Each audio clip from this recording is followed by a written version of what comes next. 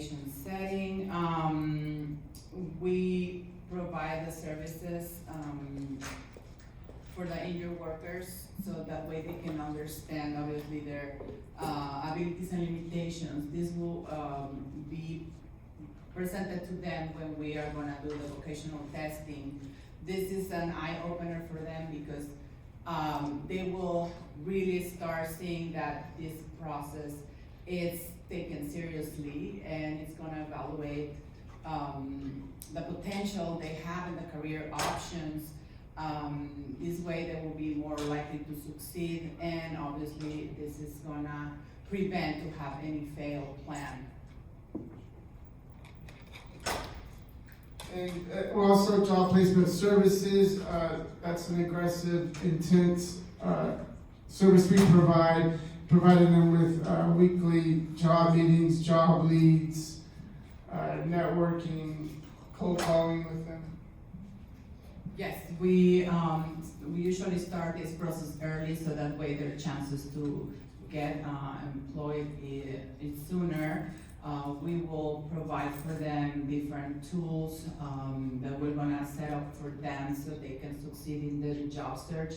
We also will do different methods of helping them how to present their new skill set that they just acquired, so they can understand that even though they have been injured at work, now they will be able to sell themselves with this new career that they choose, and that the testing provide them that option. And with this, it will be easier for them to be able to get employed in the new career that they choose. Well, also, if you guys wanna visit our website, it's rbalb.com. If you haven't tried us yet, you can always send your most complex case, and I'm pretty sure we will be able to help you. Thank you so much.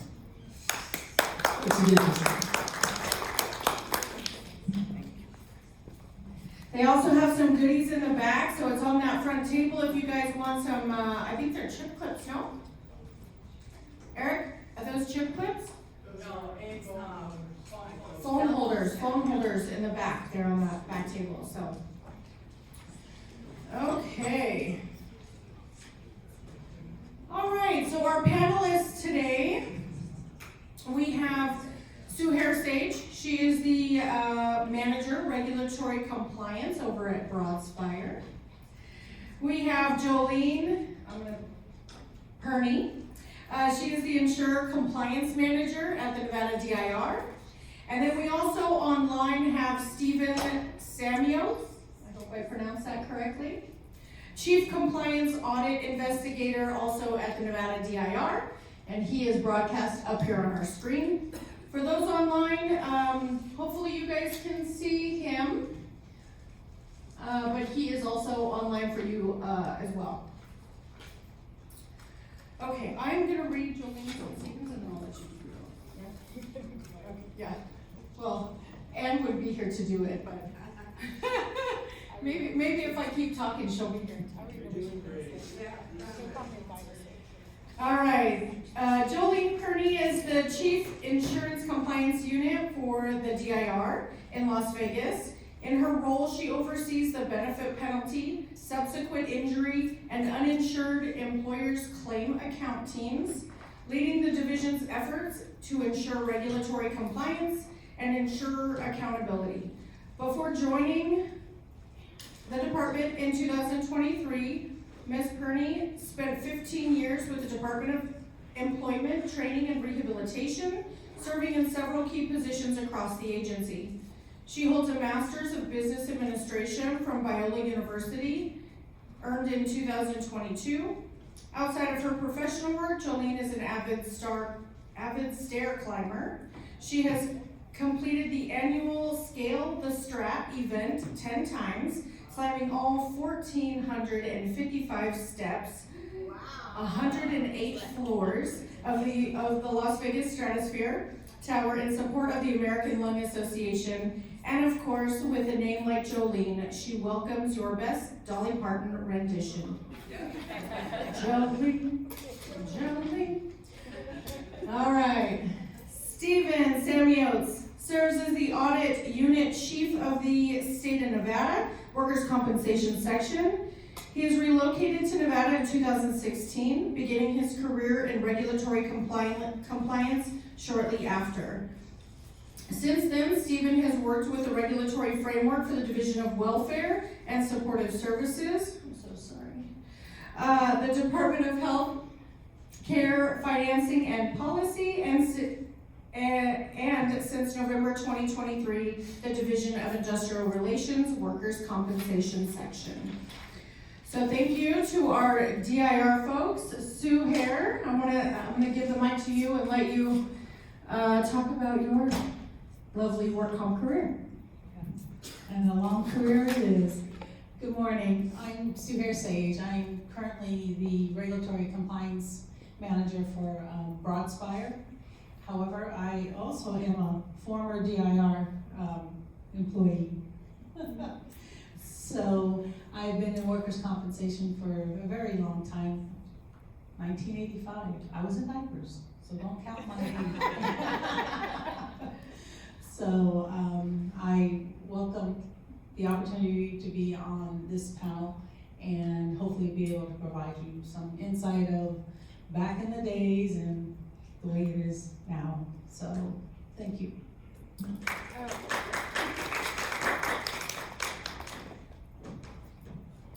Okay, so we are with the DIR today. Please remember, do not call out people's names or companies. We can be generic today.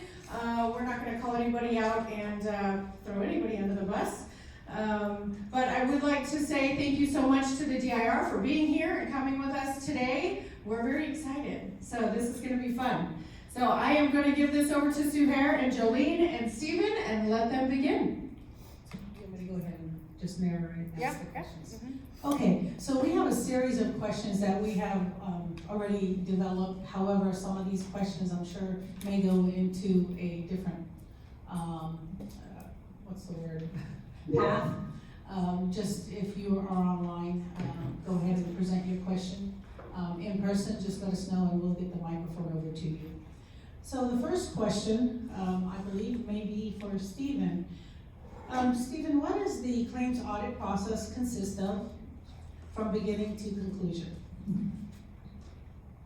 Sure. So typically we start off the audit year ideally around October. So with the new cards process, we will be selecting insurers that are due to be audited. Certain insurer has to be audited once every 5 years, or at least at a minimum. So with that, once we know what insurers need to be audited, cards will randomly select the claims that will actually be audited for the year with a max of 10 right now. So once we have the claims selected, an automated email is sent out to the insurer letting them know that they're being audited and what claims are going to be included in that audit. With that, the insurer has 30 days to provide all of the claim files needed for a claim to begin the audit. Now the audits are worked throughout calendar year. So if we send this out around October, November, we typically don't start with audits until January ideally, and then they're worked throughout the year. And then with that, it's just reviewing the claim files, and then if there's any concerns found during the audit, we do we set up the audit findings, which are now done through cards, which are sent to the insurer. So there's an automated message sent to the insurer, but we're also sending an email to notify, because a lot of insurers have utilized TPA, so we're sending out an email to the TPA so they're advised of the findings being in cards as well. But there's 10 days to respond to the findings. If there's anything that is given during the findings that cancel the findings, and they're going to be removed from the final audit report. If not, they'll stay in the final audit report. And then from there, the audit report is completed and mailed out to all the involved parties. Primarily what the audits consist of. Stephen, can you explain how the auditor selects how many files are gonna be audited in that audit period? The auditor doesn't select that at all, that's actually done all automatically through cards. So, for the insurer that's gonna be audited, if they had 1,200 claims that fell within the review window, which is the fiscal year, the previous fiscal year, cards will automatically or randomly pick a maximum of 10 claims, with the bulk of them being indemnity, and then the medical only, followed by denied claims. So again, a maximum of 10. So it's all done at random. The auditor has no control or say over what is picked. What a relief, just 10? Well, last year Thank you for it was that. 20, so this year, we turned it down to 10 because we're also assisting the benefit penalty unit with BP. So we had to reduce the volume this year. Thank you. What is the difference between a random audit and a 5-year audit? So the 5-year audit is primarily what we do every year. Again, the insurer needs, our manager to be audited once every 5 years. Random is not something we do a whole lot. It's generally if we have a concern that arises, whether it comes from the benefit penalty unit, the administrator, CAO, or whatever, they see a concern where an insurer has excessive violations or issues with benefit penalties or what have you. We can do a random audit during that time. Also during the TPA approval process, sometimes we might just do a quick little spot check just to make sure everything's going good there, but it's not something we do very often. Primarily the 5-year audits are what we mainly do, with very little random audits being completed at this time. What would prompt a random audit? A pattern of excessive fines. Excessive benefit penalties, something that warrants concern where, a deeper dive may be needed to see if there's a bigger issue going on. Thank you.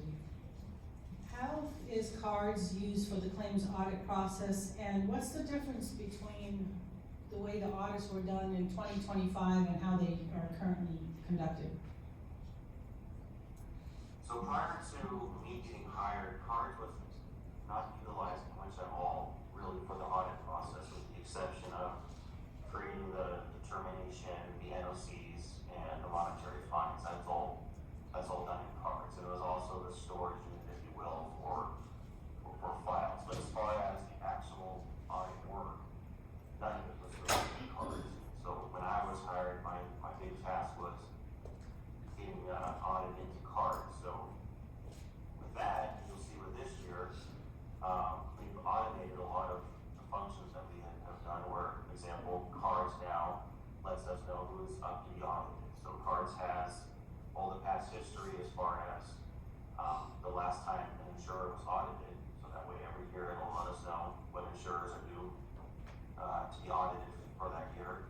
And then they will also select the claims for us, as opposed to before, we would send out the audit announcement letter, wait for the insurer to provide their claim count, break down all their claims, and then we would select from there. That's all done automatically within seconds of hitting a button now. So that's all sent out. Also, the email announcements are now sent automatically through cards. Also, with that process, the insurers and or the TPAs are able to upload the claim documents now into cards, which before we had a numerous different methods of obtaining records, whether it was from many years ago, being done in person versus having boxes and boxes mailed to us, thumb drives, sent via email, name it. It's a number of ways that files are sent to us. That's now automated through, or not automated, but that's now handled through cards. And we're also doing the findings process through cards. So the auditors will be updating or uploading the findings for the audit into cards, and then once completed, again, hitting a fancy little button, it will be automatically sent out to the insurer, with the courtesy email sent by the auditors to the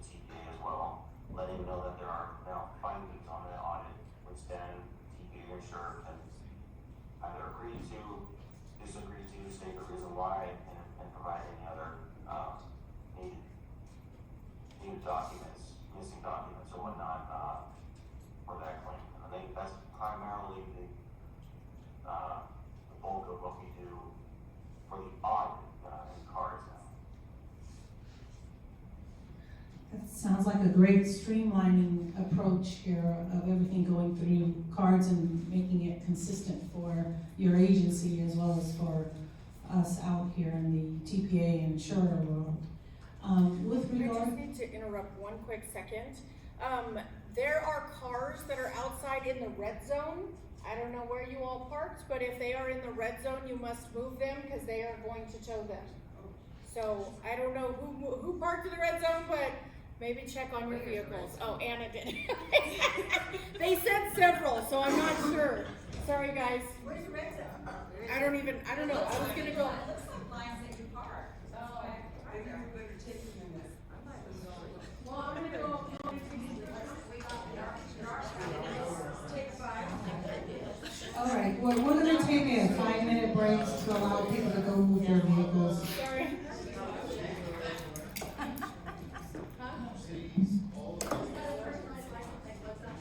What's up, girl? Anybody in here? That's okay. Red zone.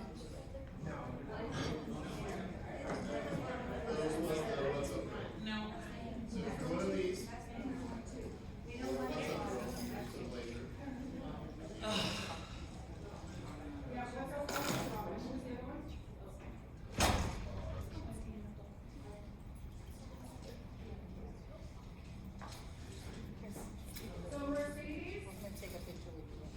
I think maybe actually. And then Iron. Is Iron one of you guys?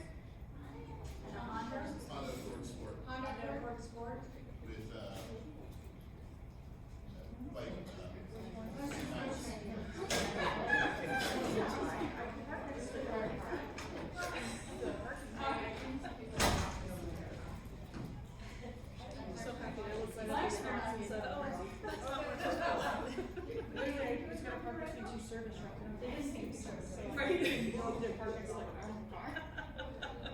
There was no car with my license plate, right?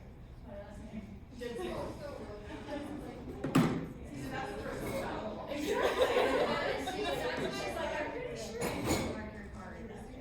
Steven, we're trying to take a picture, so she's, Jolene said smile.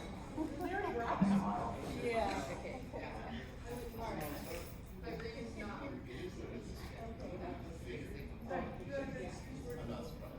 Oh, so you got all of you guys.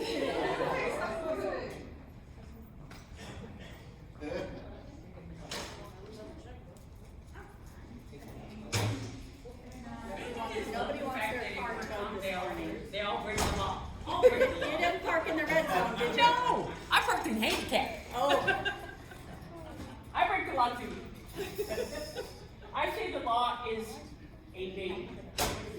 You review it, you consider it, and then you apply it.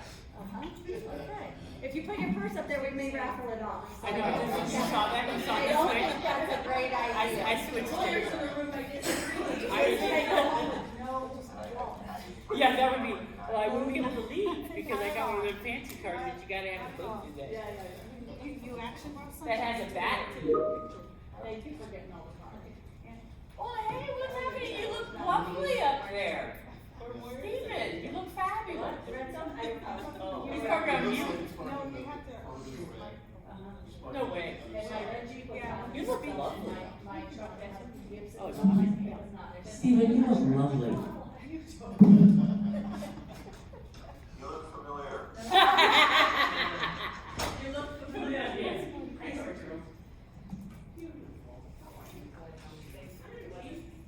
Never know. Never know.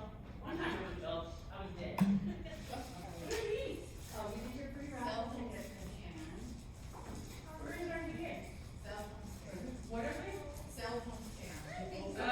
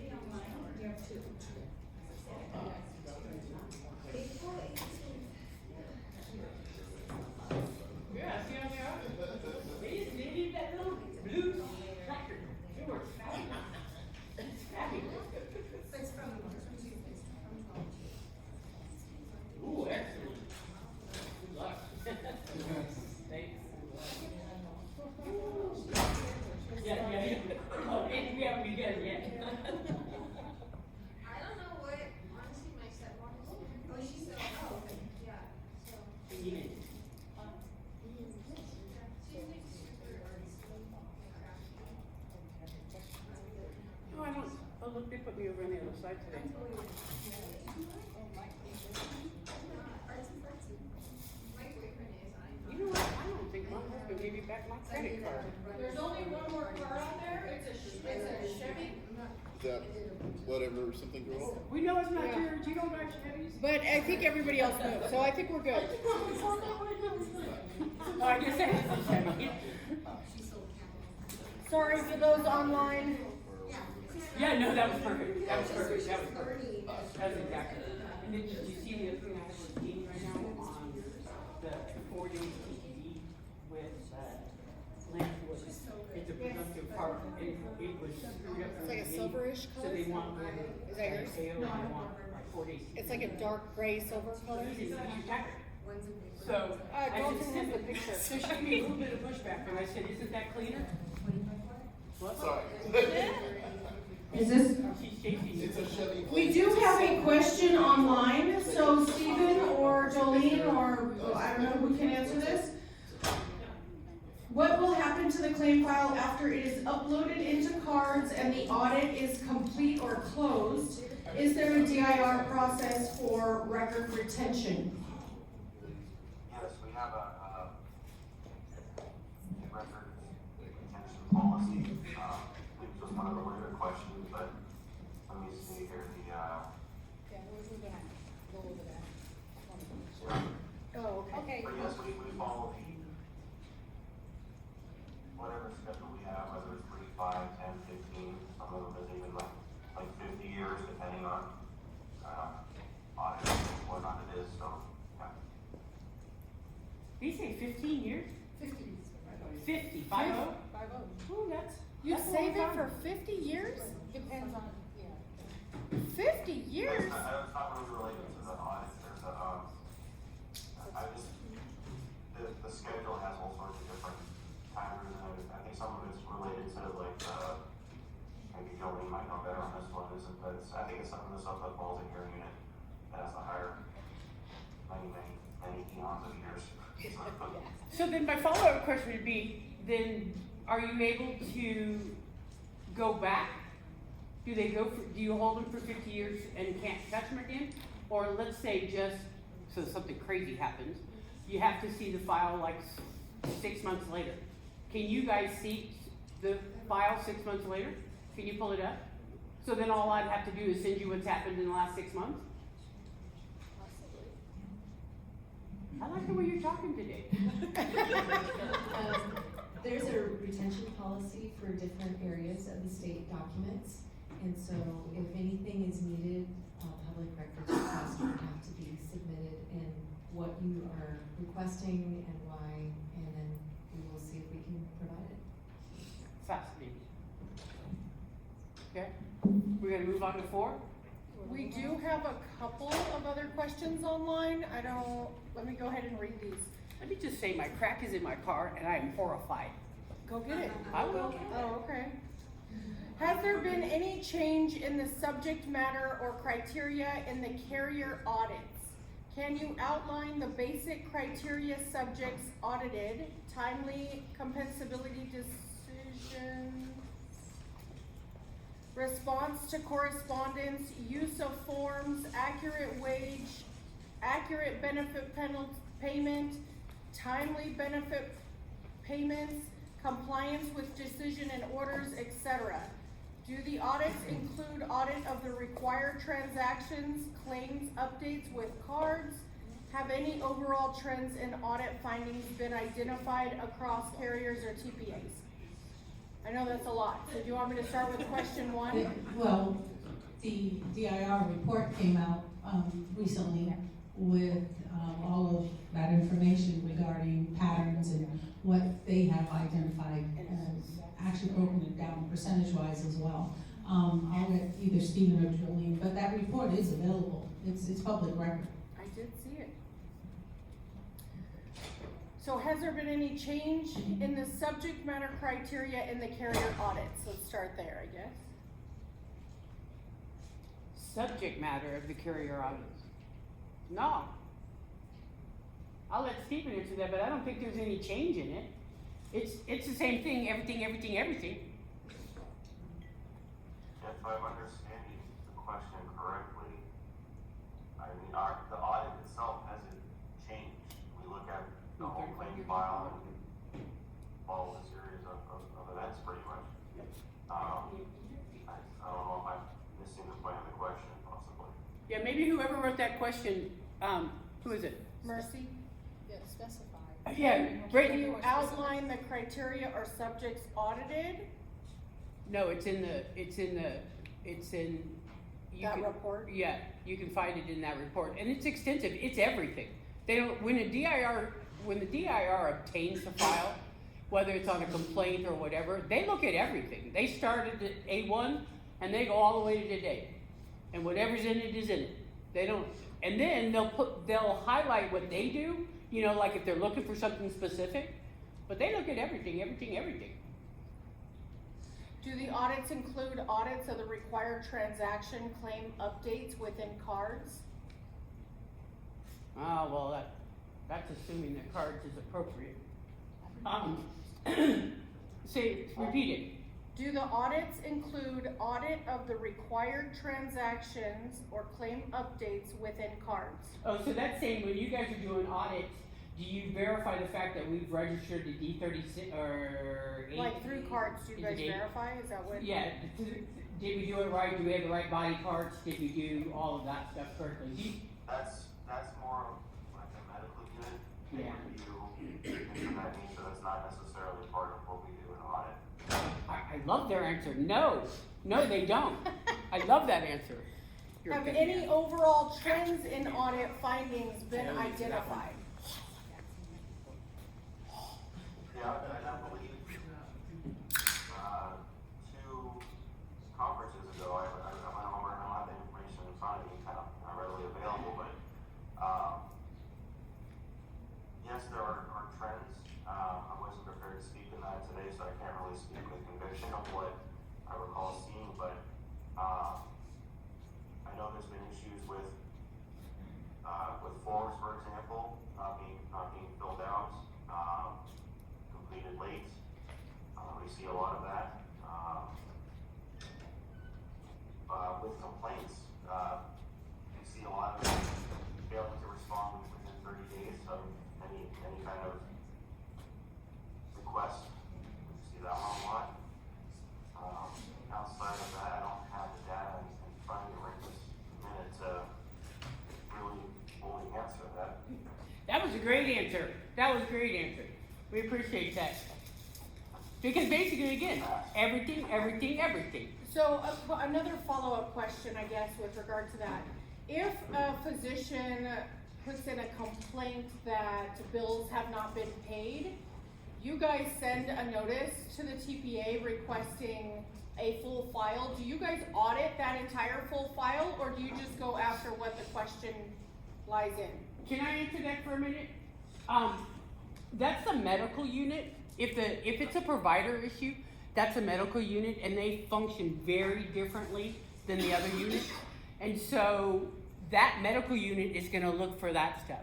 So that's a different question. But they don't look for this kind of stuff. Not usually. Now, if they see something very egregious and offensive, I'm sure they would walk over to somebody else's desk and say, "Can you believe this?" But other than that, no. What would happen is, if I'm going to use my friend Kevin, if Kevin writes a letter about me, and I have to send the file to the DIR, then everything is audited. Gotcha. No, Kevin would never. Okay, one more question I would here. call him first. Yo. If the audit unit is assisting the benefit penalty unit, what are the timeframes for responses? Why are the timeframes for responses different? Audit unit, 5 days to respond, and benefit penalty unit, 10 days to respond. We've got that in our file, in our list, so if we can go back to these questions. Oh, it's We'll gonna go be down, answered, we'll get to Michelle, that. on our series of questions, so just stay focused. I appreciate the questions though. Yes, ma'am. Can a file be re-audited if it's reopened down the road? Oh, yeah. There's no rules. Yeah, DIR can audit any time, any place, anywhere for everything. This is why we love Ann, right? She does not hold back. One time I did. One time I did. Okay, do we wanna go to the next question then? Okay. Which is 4, employers cite interviews and questionnaires. What should the employer expect? So, employer interview previously was part of the audit. This year, 2026, has pretty much been removed from the audit, and it's kind of its own beast, if you will, in the sense of the auditors are going out in the field and randomly going to employers, whether if there's an employer that is associated with the audit that we can go to, and we have there, if not, like for example, if somebody working in Carson City, all the employers are in Las Vegas, well, we're gonna go see somebody in Carson City. But employers, it's gonna be an unannounced, random, for the most part, visit where we're just, looking at make sure the posters up and just asking some basic questions to make sure that that place of employment knows what to do in the event of workplace injury, things of that nature. So it's primarily what it's going to entail at this point. So, go ahead. Are you also asking where the, C1 forms are? And the kept, D10. And the D10 and how long they have to be maintained? Let's see, I have, it will work. Is that my fault? The green button on? Because when the DIR comes out to your job site, what they're gonna wanna know is first they're gonna look at all your postings. They wanna make sure that you have all the appropriate postings up, the D10. They wanna make sure that the D10's information is correct, that you don't have a TPA that went out of business 10 years ago on it. They know how to do the contact. They might ask to see your C1s, ask how your process is, see how you process everything, and then a lot of times they'll pull a couple of employees to the side and ask questions to the employees to ensure that the employees are also advised as to what the process to file a claim or whatever is. Would you agree with that? Yes, I was also gonna say, if I can, I don't know if I have the capability to share screens. We have 2 forms that we bring with us out in the field. If you want, I can share screens. And Can he show the share form. screens? Can he share screens? He should be able to. Do you have a share button on your? Look at the top right and see if you Yep. have a share. Oh, look how big you are. There we go. Alright, so this is what one of our forms look like, with the questions that we ask. So just some basic questions, do they have temporary restricted duty positions, things of that nature? They're gonna lie about that. This list. Sometimes, like, we actually just went out in the field yesterday, so sometimes the people that we talk to don't know any of the answers, so. That's what I would Do say. the best to get the answers that we get, and it's just mainly just getting out there and interacting with the employers. We also get referrals from the ECU unit when they go out. We get a lot of referrals for places of employment failing to have the poster up. So we get sent out to make sure that after they were told they needed, that it was actually put up. So right now, I don't think there's any intentions to issue fines with that, but that could be something that's in the works in the future if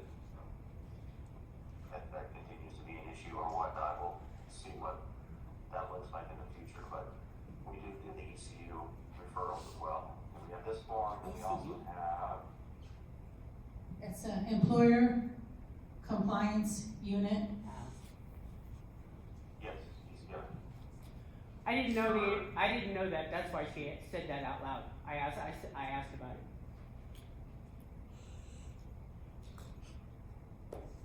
And So this is the other form that we take with us out in the field.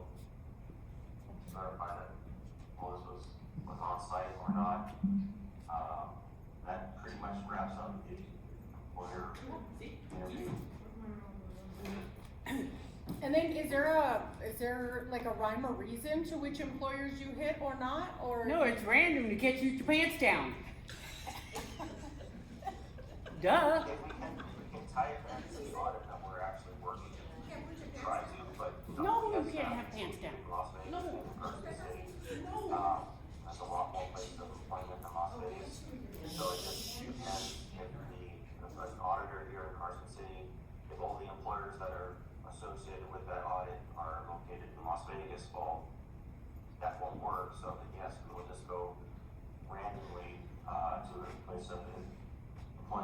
and around Carson City, Sparks, Reno, that area. What about Las Vegas? Oh, they got plenty of people in Vegas. They got that. They got that one covered. From, can't think of any other, the older city. What did Sylvia say? Will the employers be provided copies of the DIR field forms? No. No. Generally, we don't. Good question. That we don't have the capability of doing that out in the field, so my initial response would be probably not, but that could be something that could be visited in the future. I've never been asked that, so I'm not quite sure, and if there's a need, want, desire for that. Yeah, to make sure we're doing everything right. This thing keeps going. I know, we need to grab Kim. Is the, in the past, the questions asked of employees, usually they select 3 random employees and may ask, Question.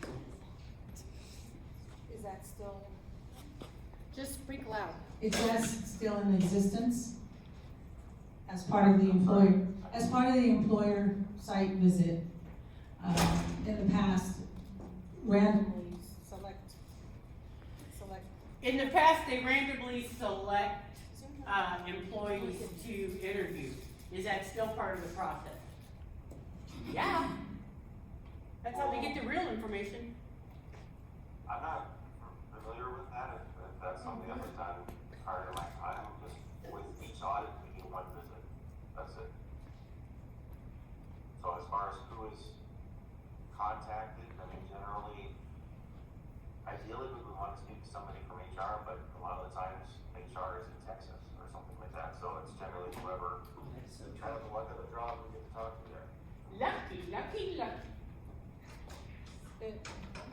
the reason why I bring that up is because previously, the audits consisted of, the employer audits consisted of contacting 3 employees and asking them, do you, Those questions, those exact questions. Do you know where?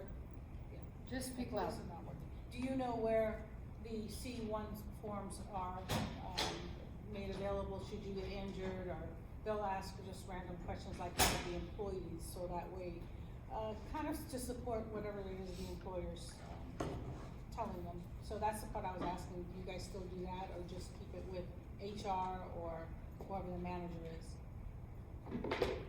Well, it's whoever we're available, you know, to speak with when we show up. I mean, if it's a smaller business, if all that's there is 1 employee, then that's who we're gonna end up talking to. So we could talk to several people. If it's needed at this point, I think my response would be no. We haven't been doing in-person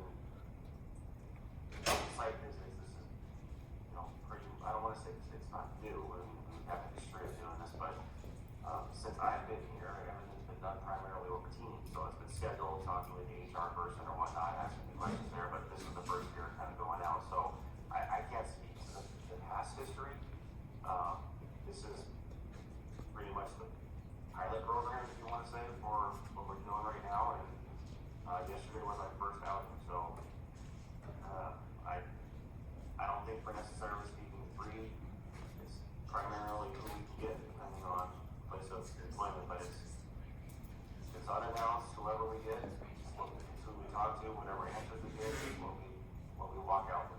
That's the intention right now. I think it's where it goes from there, we'll see what this year, what the data shows, and where we need to adjust for next year. I think it's important to recognize that the reason it's random and unannounced is because they don't want you to prep for it, because they're looking to make sure that your employees are fundamentally educated on how to file a claim. It's one of the reasons that you gotta go back to 1946 or whatever, when I first started and the act was put in place here. The reason the C4 starts a claim here as opposed to any other place in the country is because in the olden days, some of our employers weren't very forthright with the information. And as a result of that, they left the burden to the employee and not the employer. So again, this is along that same realm. is to make sure that you are in fact making sure your employees have all the information they need to file a claim and know where to go. It's a trick, but you shouldn't fail it. I also wanted to add. Nope.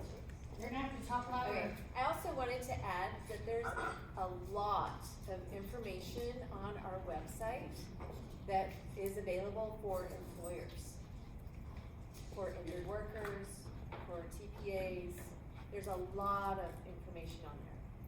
And if you have any specific questions, you can always email them to wcshelpdesk@dir.nv.gov. WCS Help Desk at dir.nv.gov.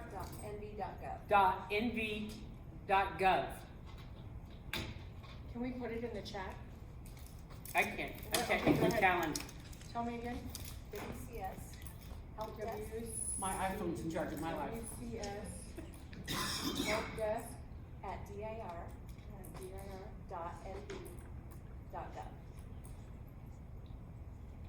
Did it work?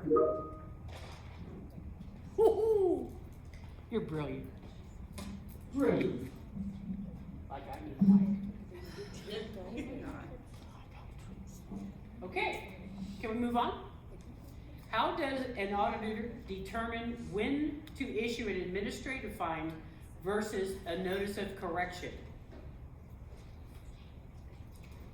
So with the passing of SB 317, it kind of spelled it out for us. Yeah, it did. So anything, if it doesn't have a monetary effect on the injured worker, our first step is to issue an NOC, period. Now, there is a 3-year look back as far as prior history of issuing fines. So if during that, if an NOC has already been issued, well then we move on to the graduated fine structure from 375 to 750, 1500, 3000 until the history falls off and then we start back over. Excellent. I do have one question. Okay. Is it mandated for claim reps to be in the TPA office until 5 p.m. even a day before a major holiday? Yes. Yes. We don't change it because it's Easter. No. So if you could do it early out, just pray to God DIR don't stop by. Or they might have it early out too. Yeah, that's the good news. The good news is, and certainly no. It's required to be staffed Monday through Friday, 9 a.m. to 5 p.m. Tell you, Now, who that staff member is, it might be the janitor. Yeah, it might be the janitor. That's exactly, the one I hired yesterday has to stay late today. That's right. That's how it works. And just keep in mind, you know, the DIR does they appreciate time off as well as you do. So, you know, the odds is we are in Vegas, the odds are whatever. But the reality is exactly as Stephen just said. It says you will have someone available till 5 p.m. Nevada time In the office. in the office. It doesn't say that? Anyway. The statute does not apply to in-state adjusting. The statute I wrote, added to the act, and applies to folks who are adjusting claims outside of the state of Nevada. It is designed to make sure that you're adjusting claims outside. Hold on. Yeah, I got it. This is lengthy. Darwin got very serious here for a Hold minute, on, so don't he think don't I'm mind. talking. The statute was added, this part of the statute was added by me when we did this 2 years ago and clarified this past session. That language expressly applies to entities who are adjusting claims outside of the state of Nevada.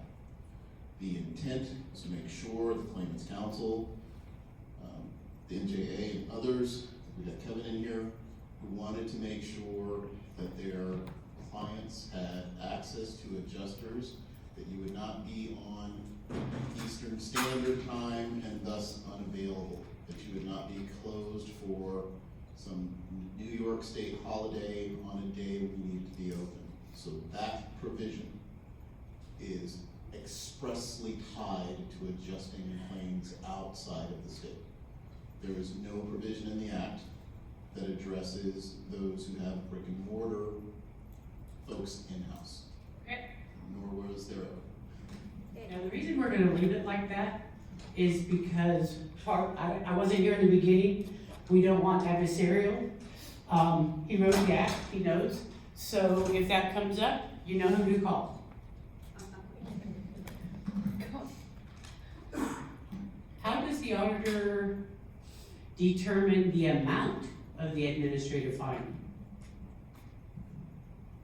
Well, as laid out in SB 317, it would follow the graduated fine structure. So, assuming an NOC has already been issued, so now we're talking a substantive fine, or if it's a initial fine that's tied to a monetary issue with the injured worker. The first step of that fine would be a $375 fine.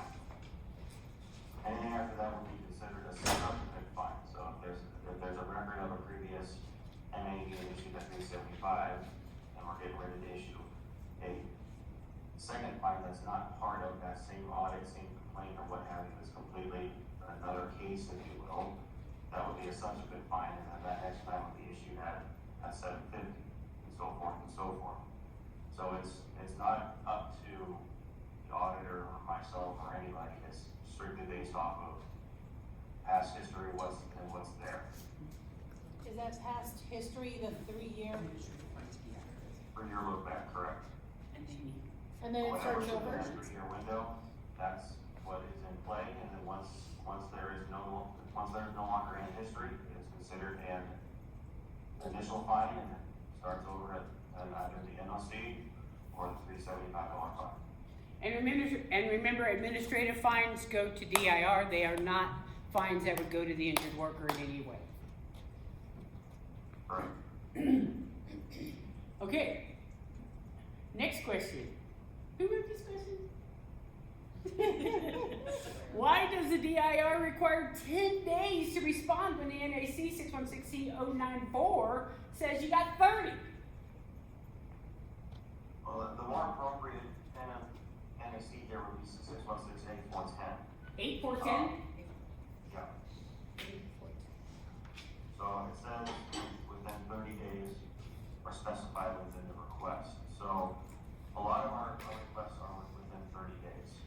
Now, complaints for the audit unit, and I'm not legal counsel, so I probably won't be able to say it as good as Amber would be able to, but I believe it was SB 274 that had an adjustment made to NRS 616D130, where it was more aimed at the penalty unit as opposed to the audit unit. So with that in mind, anything that has a C4 dated prior to January 1st, 2024 still kind of falls under the legacy rule where we in audit have to complete that complaint within 30 days. So giving you 30 days to provide the records won't do. We have 30 days to issue a termination to the injured worker. So that way, for our complaints that fall under a C4 dated prior to January 1st, 24, we give you 5 days. If we have 25 days to complete that work and get it to draft, so we can review it, sign it, issue the MAs, and get it out the door within 30 days. We have response to findings within 10 days. We have anywhere from 40 to 150 audits we have to complete within a year on top of doing complaints, on top of helping the penalty unit and answering injured worker questions or whatnot. So we have audits that need to be completed within 30, 60, and up to 90 days, depending on how many claims are in it. So to get the work done within that window, we get 10 days, so we can also complete our job. Hopefully that answers that question. It does, and you know, Stephen, I do appreciate, and I did pinky swear with you that I would be kind today. However, when you say that you've got so much work, it's falling on deaf ears. I hear you. Okay, just as long as you understand that. Because 10 days to me is like lunch.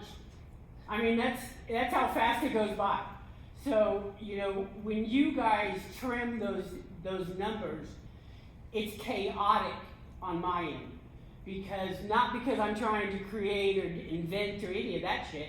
It's simply because there is so much going on. And for me to address what you need in a shortened time frame, I'm then subjecting myself to not providing benefits on another end. And so I needed to say it. But that's all I'm gonna say. Is it calendar days or business It's days? calendar days. So Thanksgiving's 4 days right there. Right. Michelle, But they really are, they are good about those kind of things. Like, you know, they really are. They understand that we are pressed and that we have all this stuff. So they're real people, you can tell, we see them, they're not AI. You can actually call them and go, look, you know, I got everybody, you know, 4 of my adjusters died yesterday and tomorrow's Thanksgiving. And they will be sympathetic to that. They might only give you 2 days, but they will absolutely take the call and work with you on that. Yeah, well, any time I've asked for an extension for a benefit penalty, I don't think I've ever been denied. They've been very generous in allowing extensions. there's a question online. Michelle, can you unmute and talk? Michelle, who? Taylor. Who? Michelle Taylor. Okay. Go ahead, Michelle, unmute.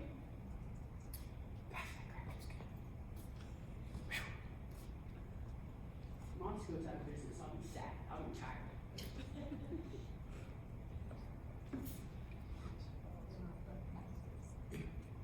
They all nasty. I've tried it. They send me free ones, hoping to give you a. We're missing you, Michelle. Does she have the ability to? We're checking. I think I don't know, Michelle, can you? What's your question? She's not. She raised her hand, but she's not talking, so I don't know if that was by mistake. So say if the mic doesn't work, she's able to type it into the chat. I think she will.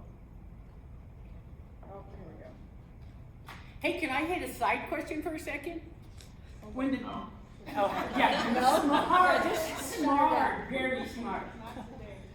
While she's typing, when benefit penalties or complaints are submitted to the DIR, are they submitted with documentation to support, or is it just an allegation and you then find it? It depends on who is submitting the complaint.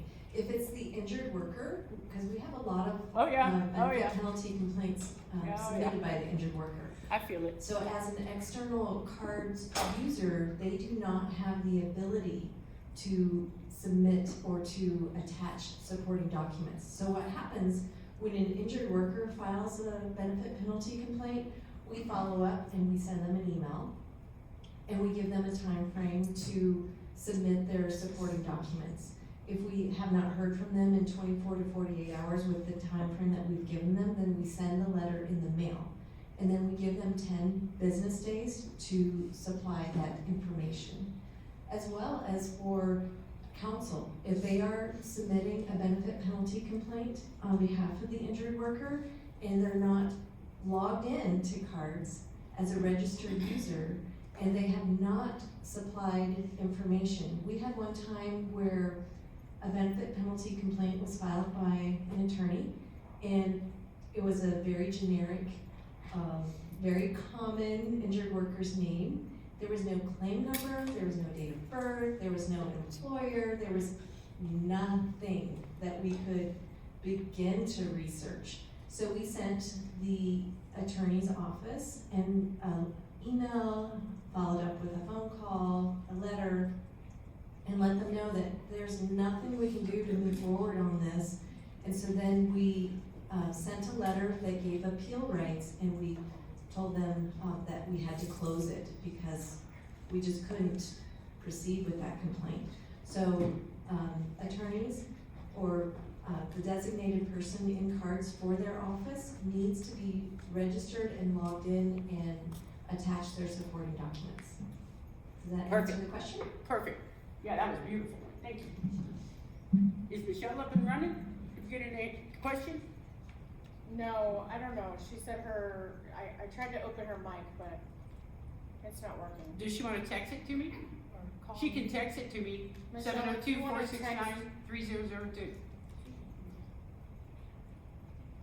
Everybody's got it. I'm sure it's on a bathroom wall somewhere.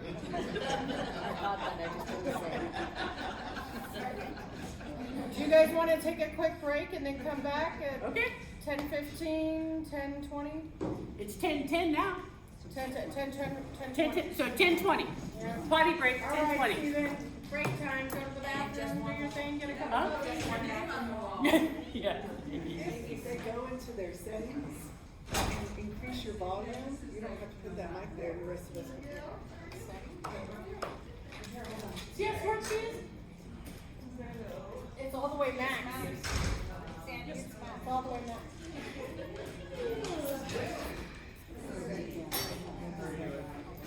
Alright, I gotta go. But just mute it on your side right now. Sue Harris? Up at the top corner, yeah, where it's mute, turn your mic off. There you go. And I don't think it's gonna except for on that. I already asked.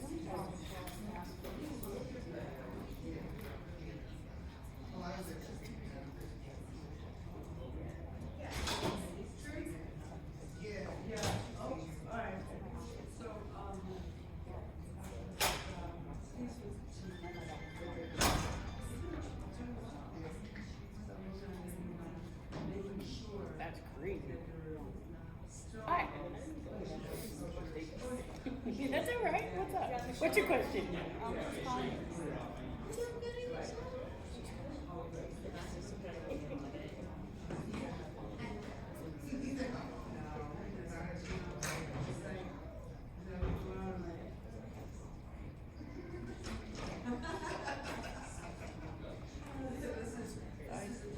Yeah. Okay. So she stated why the BP unit is referring to the audit unit and it goes to 5 days versus 10 days. She wants to know why.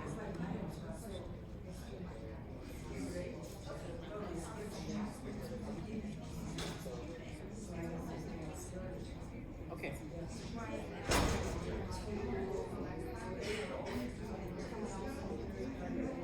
That's 5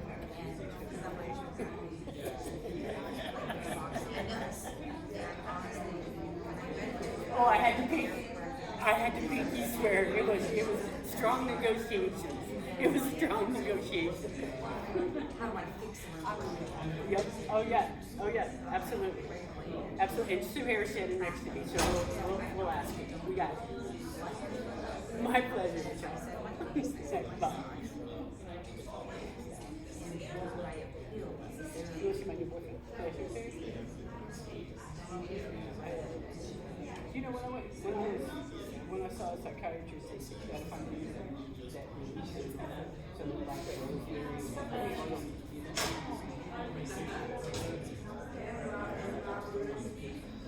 See? That's good for your mental health. Don't you think? I saw that picture, I said, you know what? I'm gonna call him Jonathan and he's my new boyfriend. Yeah. Don't you think it's I'm serious. Oh,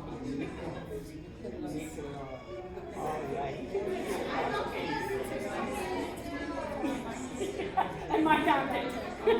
Isn't it beautiful? Gorgeous. I know. And look at the blue eyes. No, it isn't. Yeah, that's my new boyfriend. I shared it with my husband. I said, that's my new boyfriend. He said, I'm out. I said, no, you are. That's my new boyfriend. Oh, you're not Asian. This is. Honestly, like you said, you were. I made it my face, my wallpaper. I was like, oh. So she dodged your bio because you weren't here. Yes. She had to of her. Oh. She had to, Oh. no, I'm not taking it. And she's like, anywhere. Yeah. I'm like, Monday, my Friday is Friday. I got my day off, so we lose 2 days from now. And so, it's 9 o'clock. lot is drop off. So it's at Jones and Sahara, so it's not far, but. And then I had to sit her with pizza. And then Tuesday and Thursday.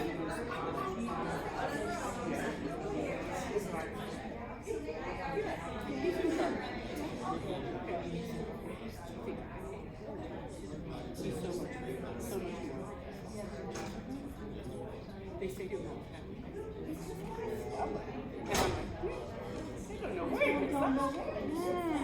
Just don't have to do that. Because sleeping now is I'm like, are you giving me the hand? Hold on. He does speak right now. He doesn't, he's non-verbal. And the other day I picked him up. I said, you guys work on that all day? He said, yeah. And then when I went to therapy, I said, was that just a name? The therapist said, who's your mom?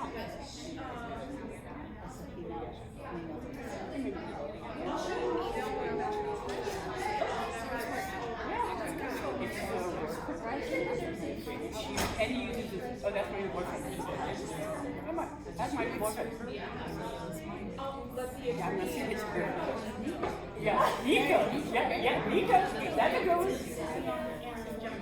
Yeah, whether it's his past name or his full name. When I went to a psychologist a long time ago, they said one of the things you have to do is you have to find things that maybe should. I said, like cocaine, what? And they were like, yeah, no. They said, how about your smells or pictures and stuff like that. It's always worked real well. So I use rosemary, fresh lavender, basil, all of those things make it good. And then I saw that picture, and I went, wait, there's my visual. You did the same thing. I haven't seen one woman yet go, hey, that's not my type. That's everybody's type. I don't care. I don't care. No, because if you look up here, he's got it up here too. Yep. Yeah, I don't need no kid. I don't need no kid. I just need something like that. Yes. Yeah, already assembled. That's right. That's all we need. Why are we sorry? No, it's okay, I got you. I'm just saying, why are we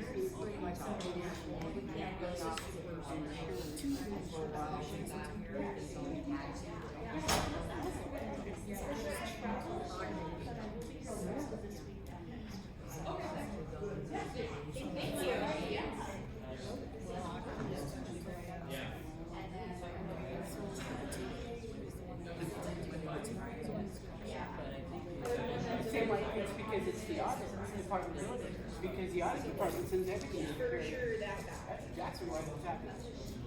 Well, we'll point it out. Yeah, they should be doing because it's an administrative error. It's not the carrier. It could be the carrier, but it's usually not. It's that.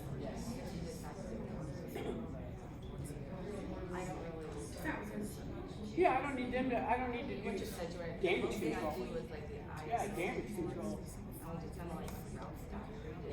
And you're like, wait. I'm gonna breathe now. I gotta get clear.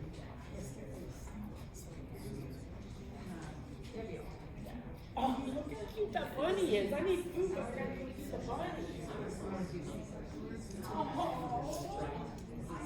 I see a rabbit. Look how cute. Aren't they cute?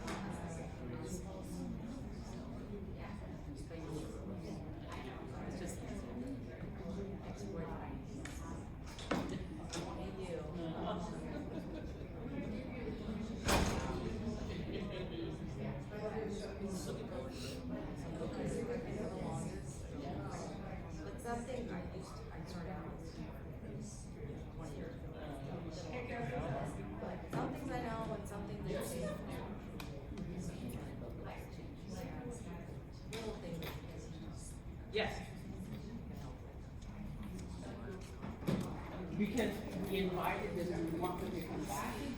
So I think we swear at the very beginning that I wouldn't allow them to be strung out and tortured. Is there something specific, or you just irritated by being so kind?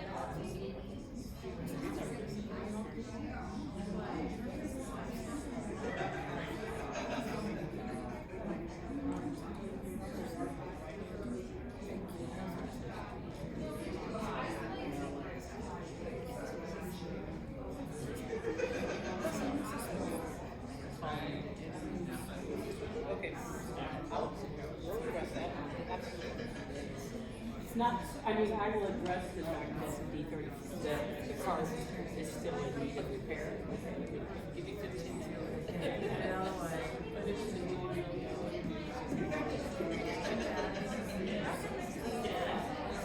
Right.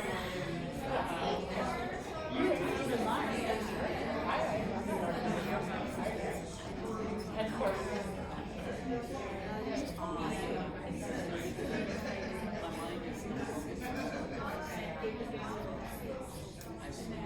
Oh, I totally agree.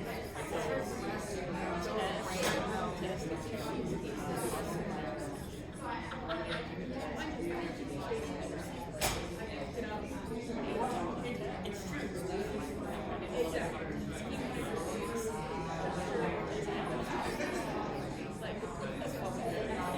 I'll do it. All right.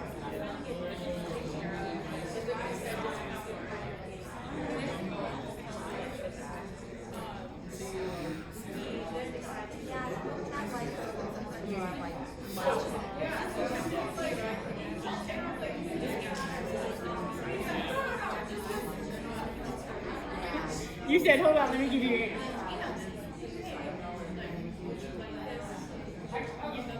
He's mad because I'm being too much.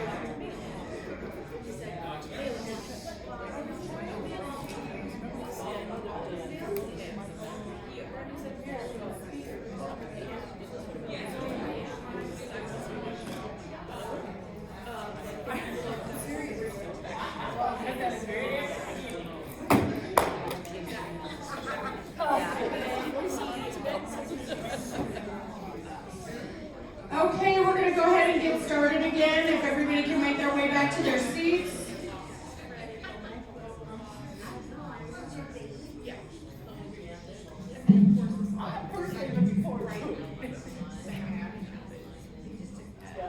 Oh, yeah.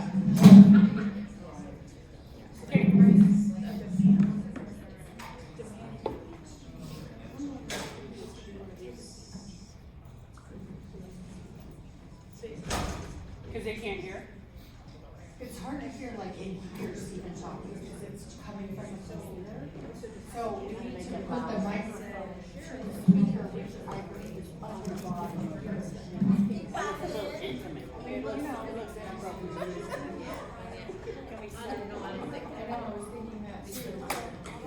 See, Jody, you didn't know how much fun you were having.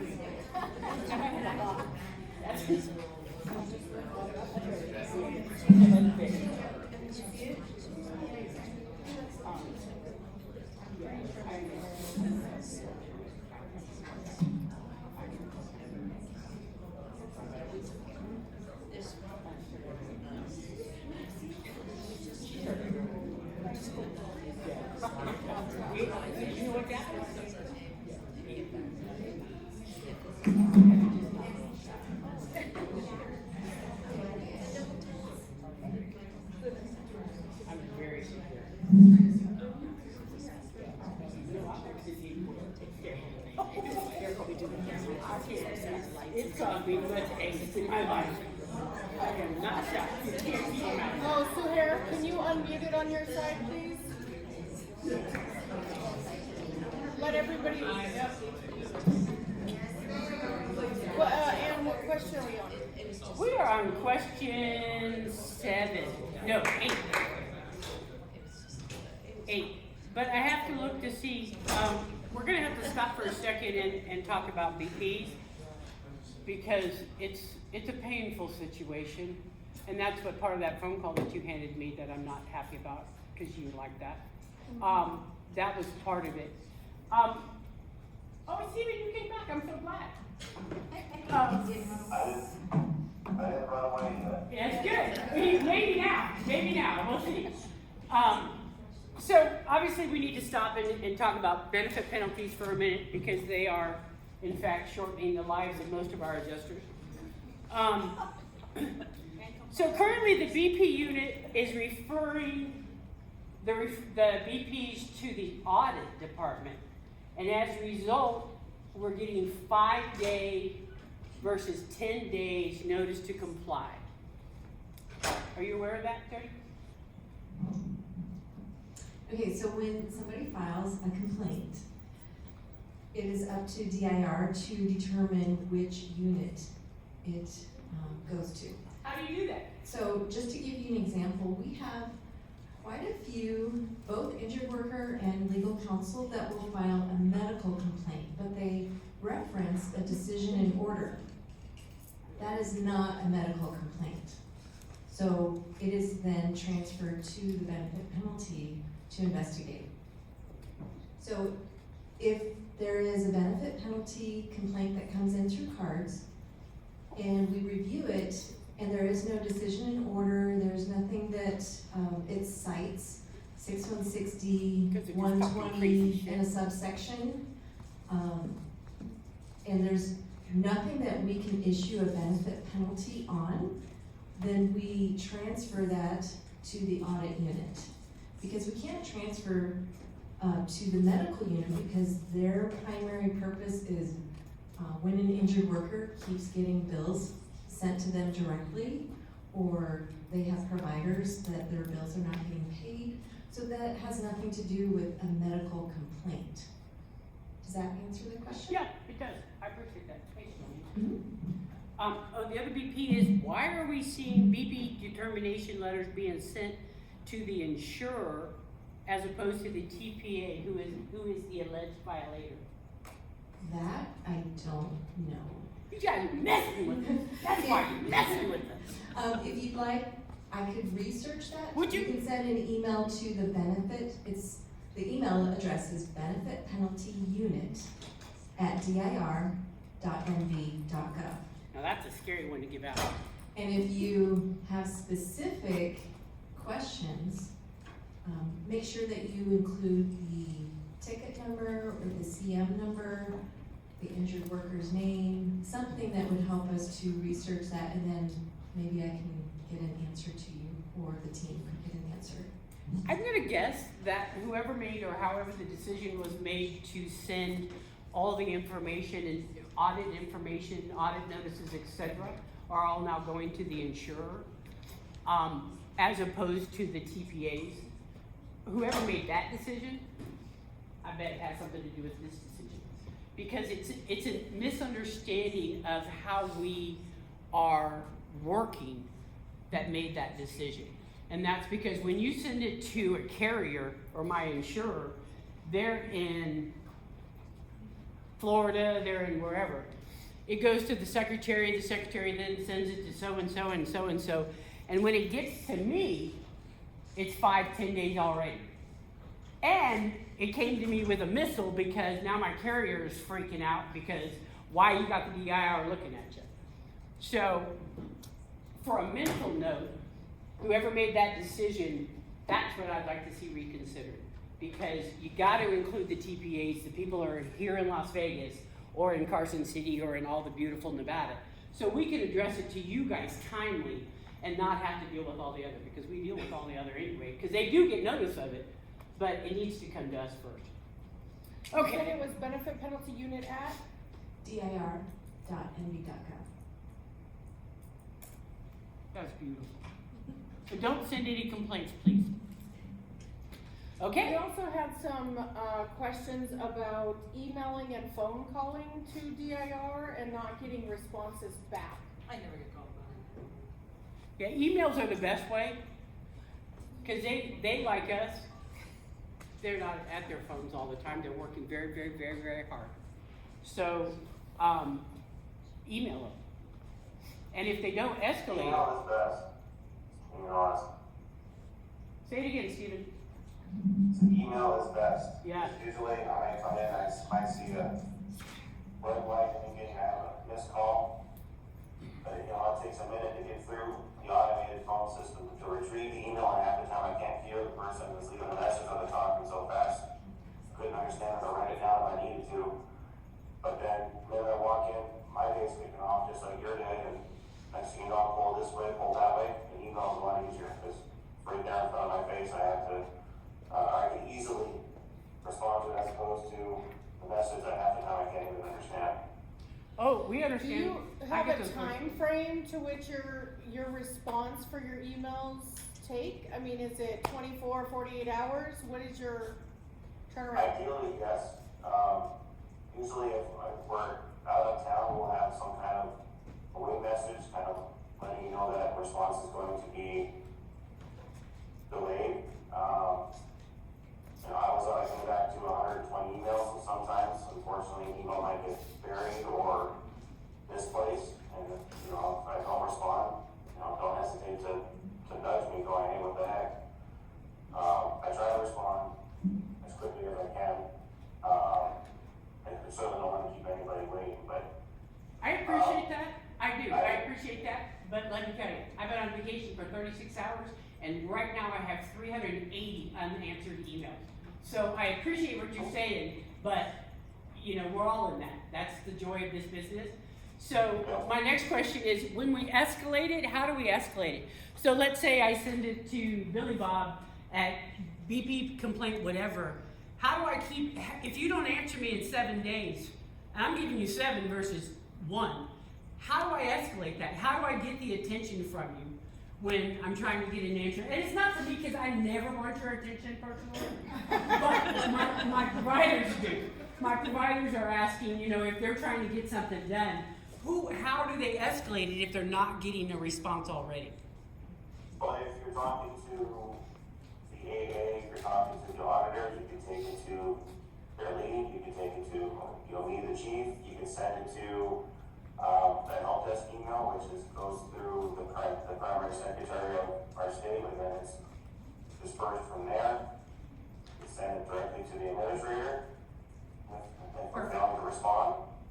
I think that's primarily. That's perfect. Is there a possibility you can put those in the chat so that folks online and, I can email them out to folks? We're recording this, aren't we? We are? Okay, cool. We have the help desk email was already in the chat, as far as. Oh, WCS help desk? Yeah, that one there, that's the primary inbox, so that's where you can, you know, I'm trying to reach so-and-so, they're failing to respond, I need to talk to their supervisor, and then it can be dispersed from there or whatnot, so, hopefully this isn't a large problem within the agency, but, I know I have the problem at my people's desk, so I'm sure you guys have the same. It's just a matter of workload balance. It's hard. Who's in charge of the med unit now? good question, brand new person, Hilda? Hilda, yes. Hilda needs help. Anna's got her on speed dial. Yeah, she's swallowed. Email her. She's having a hard time. Oh. Okay, so let's go to 8. Hey, go to help desk, and To her, personally, next time. Yeah, but you ain't gonna find her. She ain't there really. She's sitting at home somewhere. Where is she? And you come in the front door, she'll go out the back. Number 8. We're moving on. Number 8. Thank you, Stephen. I appreciate that. Why are entrance and exit interviews no longer available? In person. In person. No longer Well, available. I can't speak to the past as far as, what was done previously. Oh, we can. Administration or whatnot. I know since I've been here, they haven't been done in person, so, you know, with the onset of COVID, we went to primarily things being online, and I don't think things have reverted back. So I know now that primarily everything's done over Teams, so. Okay, who I can, can't speak as to why it stopped. I just know it's not something that we practice now. that's a legitimate answer. Who can change that back to where it's supposed to be? COVID isn't real. Well, then get those adjusters back in the office. Mine are.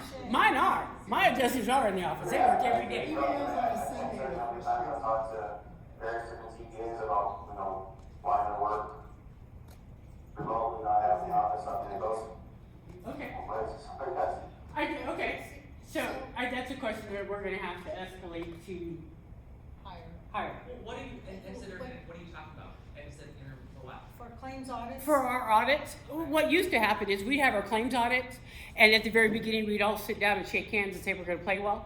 And then we'd go through it, and when you get to the end and you get a printout of all the things you did, we also have an exit interview that says what they found, why they made that determination. Because a lot of times they're looking at things differently than we're looking at them. And so by a simple conversation, we can give them the answers that they were looking for that they weren't able to extract from the actual file. A perfect example, some systems, date stamping. Some systems automatically will stamp the document. And so that way when we're uploading the claim file to the DIR, they'll see the date stamp. However, there's also different systems where the date stamp is separate on the claim system, the electronic claim system. It's attached and not necessarily stamped. So if we're in person and I can show that auditor, oh, this was stamped.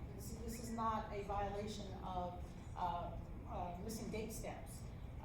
But you can't do that in cards. You can't do that without them being there. Without talking. Yeah, without talking to them. Yeah, we should be able to screenshot it, but if you have like a whole bunch of them that don't have date stamps, it's gonna be time consuming. And so that's just one example of why, being in person can be more productive than just by a phone call or chat.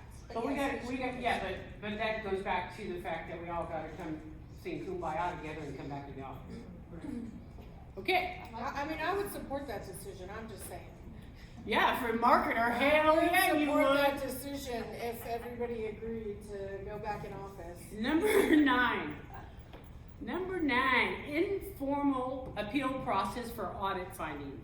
Why has DIR removed this option for an informal process to resolve fines and placed the formal appeal option with the Department of Administration? What? So kind of falls in line with my previous Yeah. answer to question 8, different administration, different kind of practices. So the process now is,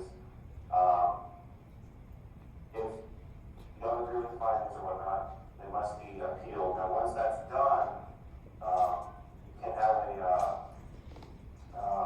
you can talk to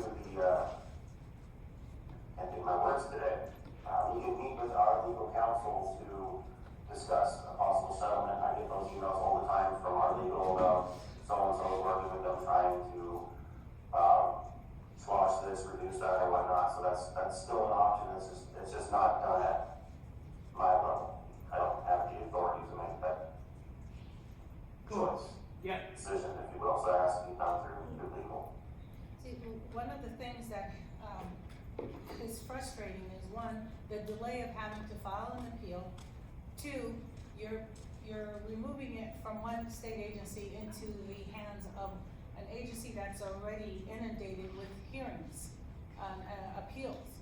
Whereas if we can resolve it informally, with the DIR, one, it also avoids cost of having to pay our defense counsel to take this to hearings and to have to pay them, when some of this stuff is so easily resolved, just one-on-one without filing an appeal. I understand. Understand? But yeah, it sounds like above your pay grade, so thank you, Joseph, for. If I were king, If you were. and I don't know this answer, but I'm just asking the question. Do you know there was an issue with cards after we got hacked? That things that TPAs would put on card system would be public? Do you know if that has been fixed? When you say public, you mean? Everybody can read it. Everybody could read it. So if I put in something in cards, my competitor could read what I put in cards. Yes, that should have been fixed already. Yep, I think so too. I think so too. And, you know, we all understand that cards has been a trying episode with these guys, so we understand that, kind of. So 10 is kind of what we talked about. 10 is says, how long does DIR maintain copies for private claims audit? Can any party request a copy, and which state agencies receive a copy? And if I understand that correctly, in the old days when I had my own TPA, after an audit, that audit would be sent to my employers as well as to the Department of Insurance. Because the Department of Insurance back then used to threaten to steal your license. So you guys said you maintained it for 50 years in various places. So what if somebody wants a copy of it? Like, what if somebody, because I'm a TPA, what if somebody wants to check me and say, hey, I need a copy of my audit? No, you have to review NRS 616B012. So only people that are part of that audit can see that audit. So if you're not, TPA, A can't go get files for TPA B. If you're not associated with that audit, you don't have access to it. That's my understanding of NRS 616B012. But just like with our audits, if we have insured NDPC and they have 3 different TPAs, we have to write 3 different reports because we don't share findings from TPA A with TPA B and C. We send out 3 separate reports, so 3 goes to the insurer, with 1 going to that TPA, the other TPA, and the other TPA seeing only their information. And we don't send anything to the employer. Okay. Besides a file. So why do you not send anything to the employer? Shouldn't they know if they're getting audited and something's on there? Shouldn't we know We our don't send TPA? anything to the employer unless they are receiving an NOC or an NA, and all they get is notification of that. Even the self-insurance? That's all we send. Even the self-insurance, because they're kind of unique in that process. Self-insured, that would be the insurer, so they would get the primary report. We don't see that happening. Perhaps whoever does that should be educated as to self-insured versus fully insured or whatever. Because we're not seeing that. I'm on the self-insured, I have a self-insured here in the office, and we're not getting any of those notices. It's going directly to our excess carrier or the carrier, which, you know, as you know. That depends how you have it indexed in cards, because we'll see there's multiple levels. So it's all based on how the claim file is indexed. So I don't know how to explain it, but it's all based on how you index it in cards. So if that self-insured is removed, in a sense, when it's indexed in cards, it's indexed under the other carrier, and it's not gonna go to that self-insured employer because it's not in cards. Okay, so if, To that claim is my understanding. okay, I got you. So if I register in cards and I'm a self-insured, I'm not gonna put my carrier in. There's no carrier. There is no carrier, because there is no carrier because that's my excess, and that's not, so there is no carrier. So maybe that's what we need to check. Do you have a carrier in yours? So, can I call you out as the employer? Absolutely. Water District is here, and they're a self-insured employer, and they are not getting the responses from DIR. It's going to their excess carrier. No, it's not coming at all. I had an employee file a complaint. Can you hear, Stephen? Can you hear me, Stephen? Sorry? Can you hear her?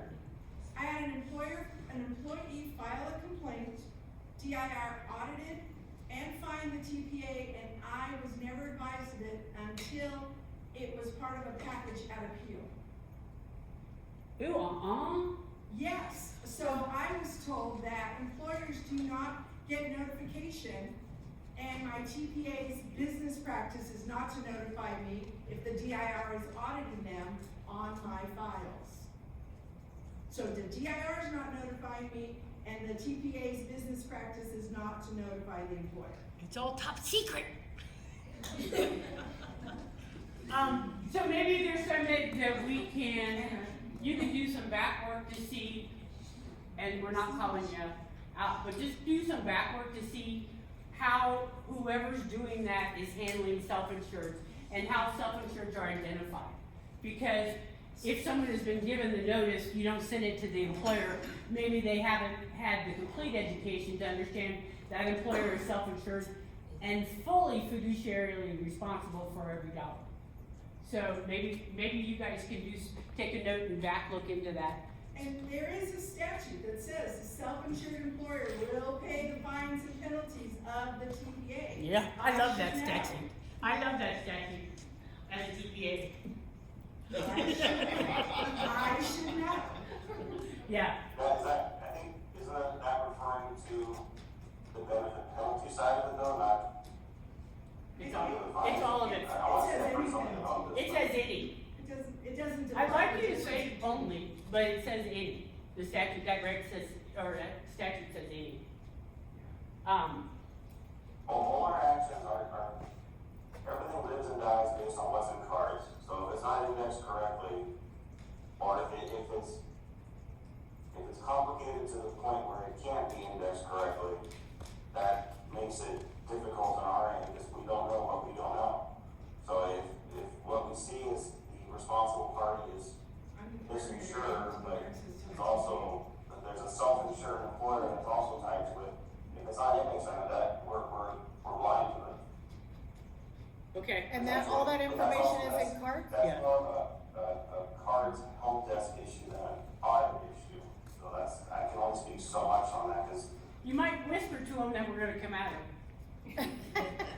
Because we do see that quite often, the self-insured designation is not recognized. And I believe, based on the time I spent in this, that's just a lack of education. Because the self-insureds are unique in Nevada because of their fiduciary responsibility. And I don't believe they're being treated that way through your agency. So if you could just correct me if I'm wrong, there's also not very many of them, if memory serves me correct. Don't talk like that. I said, don't talk like that. There are not as many as there were, but there are still plenty. And the difference in recognition is the reason they're self-insured is because they have shitloads of money and they don't want to deal with the other part of it. And so they utilize the self-insured benefits of our statutes and regs. So if they have to put up all that bond and everything and still are treated like the stepchildren, it's not appropriate. So we need I you. think there's still at least eight Huh? self-insured. The number of entities that The largest is school district? Who's the largest? Station? Okay, so you got MTM Station School District, all three of the top largest that are all self-insured. And they're being ignored when it comes from you guys because for whatever reason that you're gonna investigate and let me know. Are you waiting for me? Oh, guys, have a question?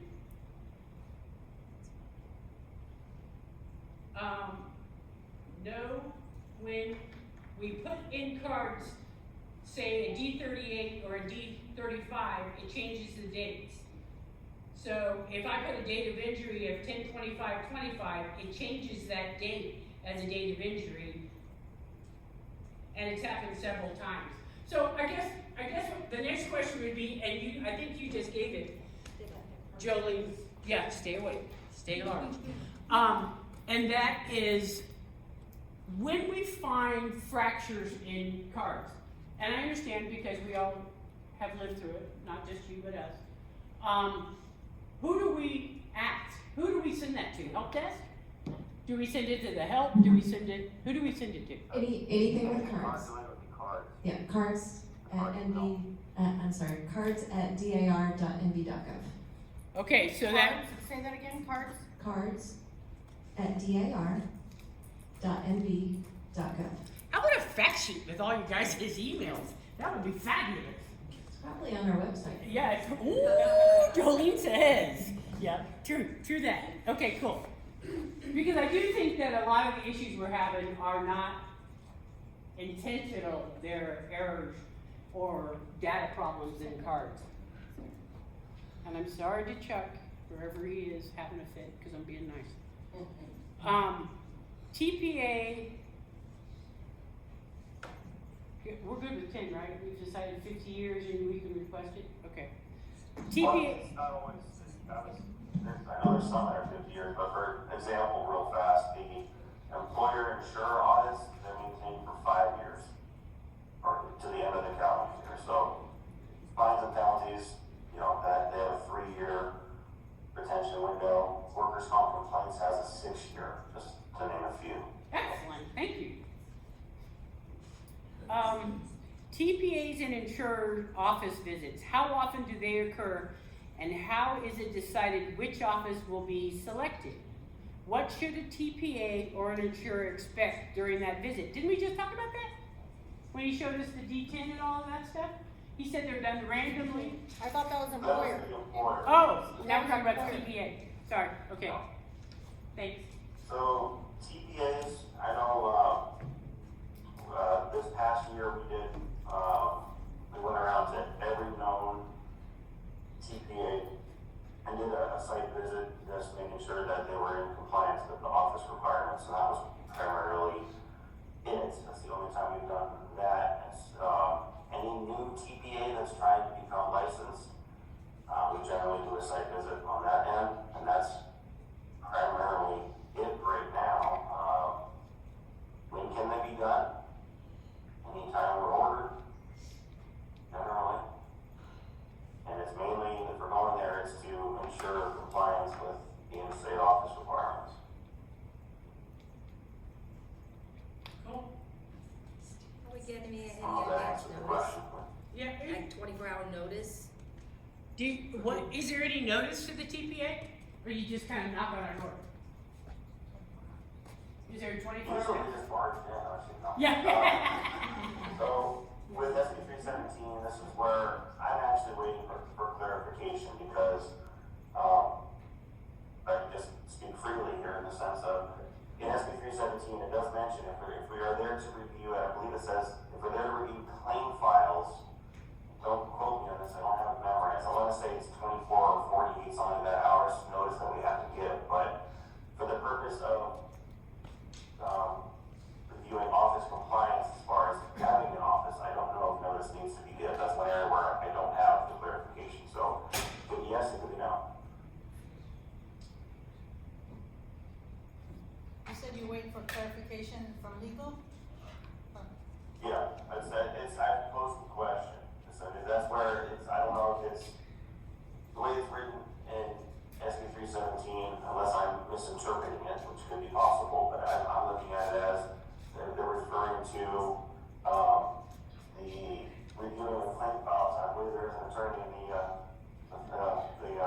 audience that might be able to speak up on it. Yeah, don't. But, yeah, so that, Dalton's practicing his Zen. He's trying to stay calm. Do you have an answer, Dalton? You weren't paying attention? Okay. Sorry, what was the question? You want to repeat it, sir? so looking at SB 317 for the, We don't like to. giving notice for TPA site visits. I don't recall the exact section, I don't have it in front of me, but I do recall it stating that we, DIR, must give, I think it's 24 or 48 hour notice when, to review claim files. But the question, is what about for regular TPA visits to ensure, compliance with state office? I don't know. That's the one area where I'm still waiting on verification, so I don't have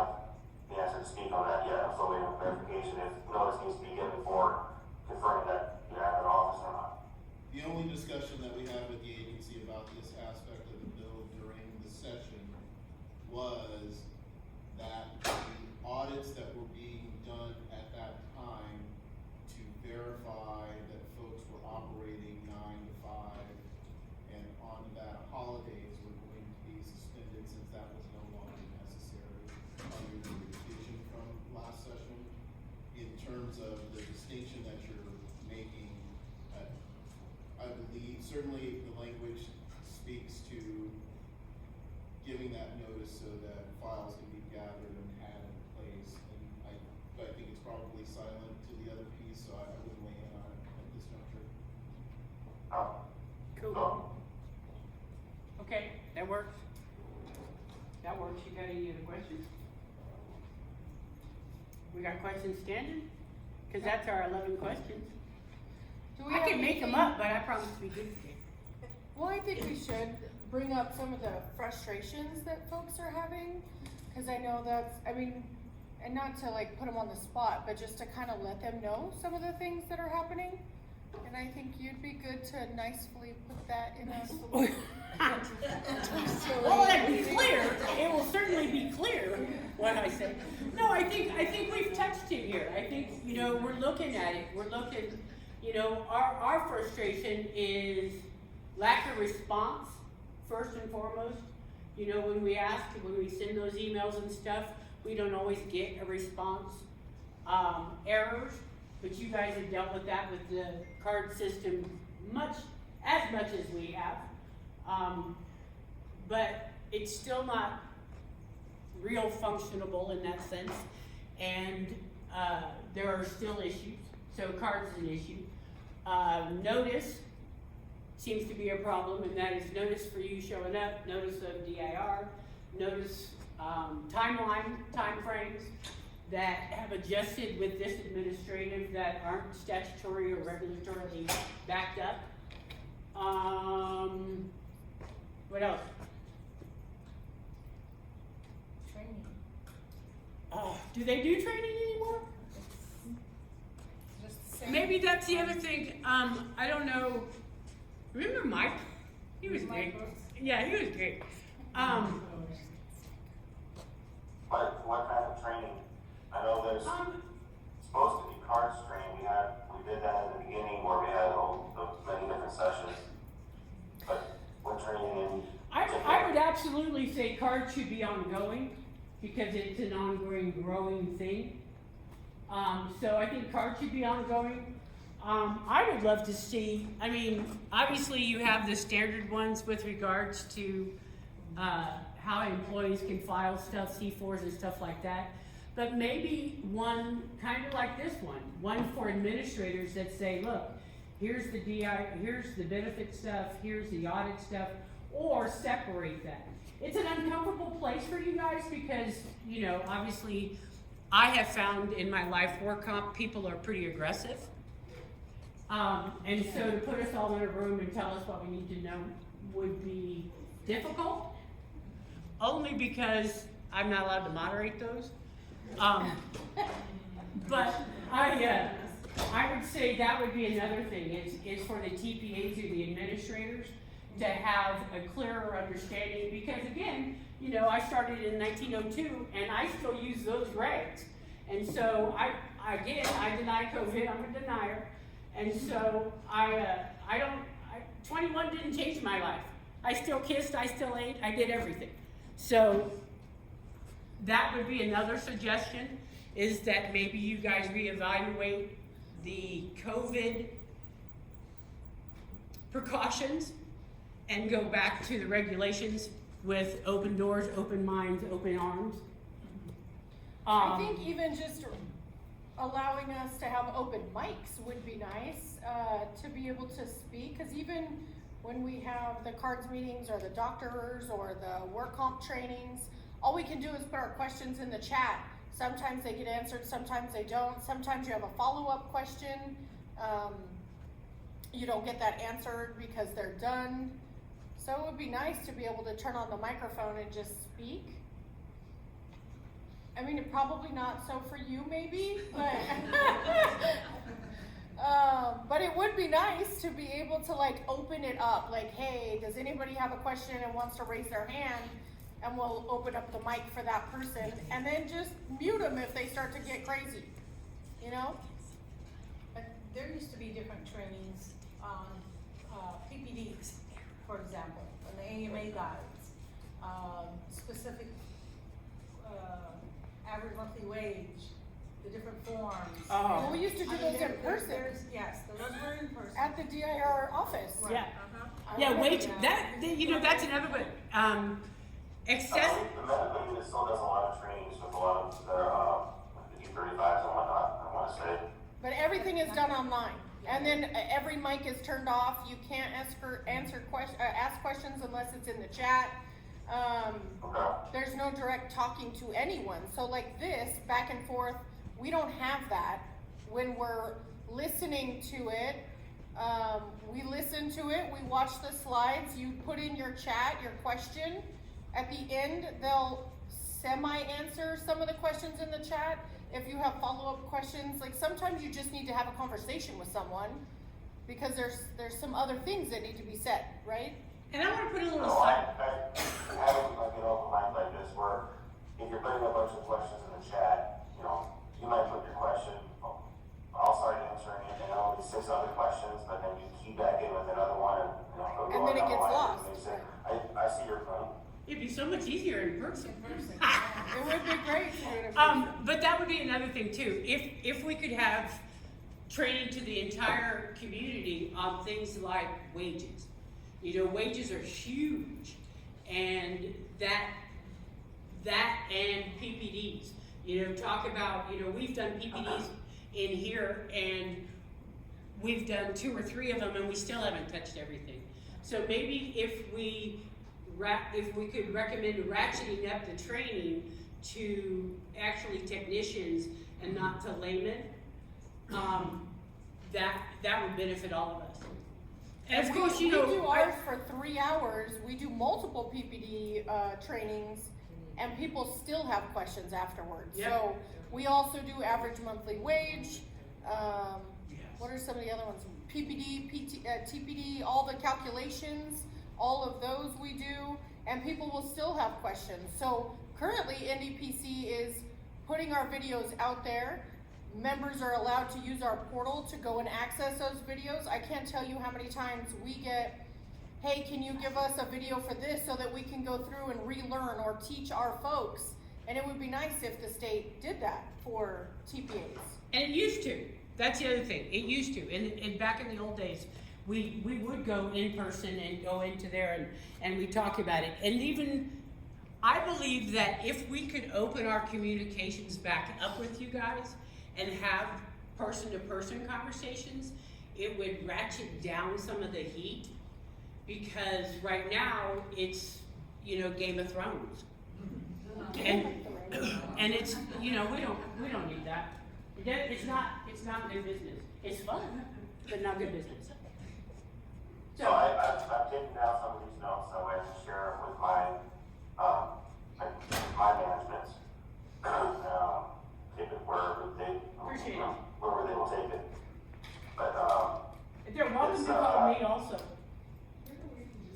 going back to like in-person stuff, so with what we have built into cards, a lot of it is not necessarily, well, some of it is automated, but a lot of it is that interaction through cards, so it's gonna be hard to undo that, if you will, and kind of go back to the previous ways. Now, there's nothing stopping the auditor interacting with the TPA or the insurer, whoever is the person that has the information, of having that conversation. Now, granted, it's more than likely going to be either over Teams or over a phone.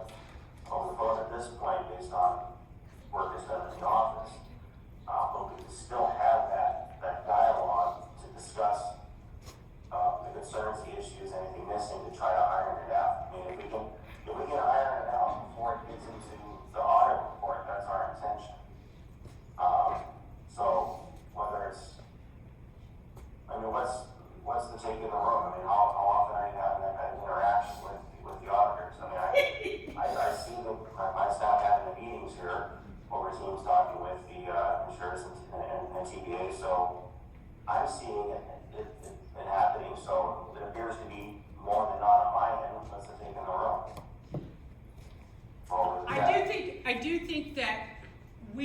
have some communications with the auditors, most of the time initially.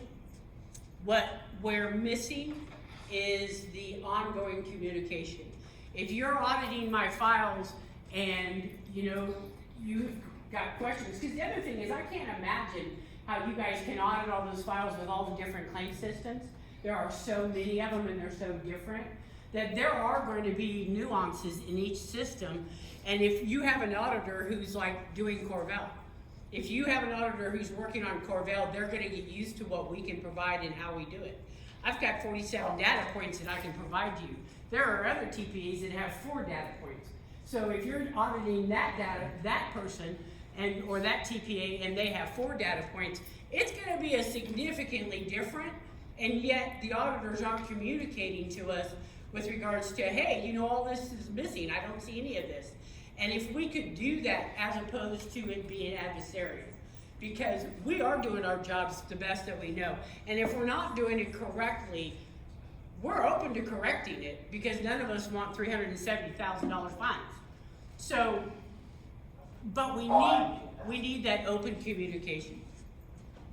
I can only speak to what I see and what I know, so what I experience on my end is if we have a case where, like you mentioned, if we have a TPA, ABC, and they can't show a good date stamp or whatnot, if when we're looking at the file, if we can't see what we need to see, what I'm seeing is that the auditor is reaching out and attempting to obtain that information. It's not just, oh, it's not there, move on, it's an automatic, no.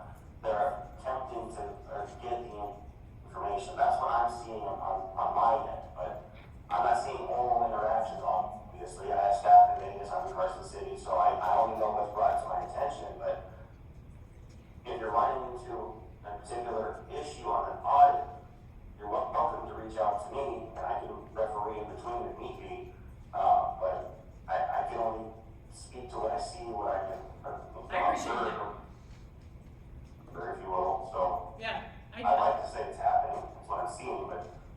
The fact that you guys showed up today is amazing. It is. I mean, really. I have the utmost to you guys because, we've been stood up twice before. So the fact that you showed up and that you took our questions and that you've been very gracious about it, I appreciate that We greatly. do have another question online. What is it? If we are asking for an extension that and that investigator is out of the office, who can make the decision to provide the extension or not? You can send it to me without that investigator. Ideally, there should be, if you're sending it on a Friday evening over the weekend, they should be able to start me by Monday, but if they're gone for an extended period of time, hopefully they have an away message with a point of contact for you, but if not, you're always welcome to reach out to me. I just need, I'll need to know the ticket number or something that I can associate it with this, that way I can properly find you with 4 and notify them that I approved this or what have you, so you're welcome to reach out to me. I appreciate that. And maybe CC the help desk with the ticket number? Sure, and the other thing The is, help desk, so the help desk is the primary hub. If you want audit, you can reach out to me, hold on a second. You can also, so we have our own internal email address, which is WCS Audits at the infamous, at DIR.ND.gov. That's our email inbox. So you can also copy that one. That one goes to my AAs, and then they disperse it from there. WCS Audits at DIR.NV? Yep, DIR.ND.gov. See, we're gonna start passing around your information, you'll be like me. Everybody's be calling you all the time. I also wanted to interject, if it's for a benefit penalty complaint in the interested or party, whoever is asking for an extension, our administrative assistant is not the person to contact. That has happened in the past. For benefit penalties, The investigator is the one to provide the extension. If they are not available, they're out of the office unexpectedly, or it's their day off, you can also reach out to the benefit penalty unit email address, which we've already provided, and then we'll get the information to you. Now, if the extension has already been given at least 2 times, it's probably gonna be unlikely that they're gonna give another extension. So please keep that in mind, because we have timelines, statutory deadlines that we have to meet as well as our tremendous workload. Stephen, 2-part question. Do you have the authority to negotiate fines? To 0. To 0. It's all set in statute, so whatever comes up, that's what we issue, and then if it's for the mayor, I guess the short answer is no. So what I've seen is when we appeal and your general counsel is in discussion with our defense counsel to try to resolve, during that time, those fines can be negotiated.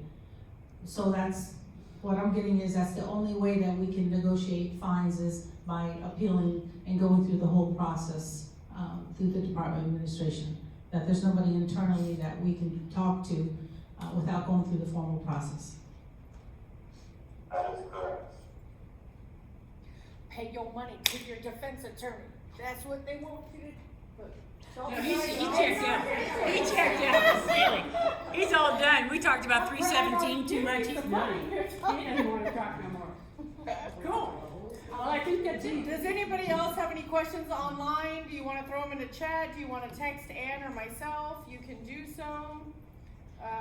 You can put them in the chat. I do have a question for Jolene and Stephen. Is there anything that you guys want to bring up that can help, that we can help as the workers' comp community make things a little easier for your agency? Are you seeing any trends? Are you seeing any issues, concerns? This would be a good time to speak up. Maybe we can help you guys. Whoa.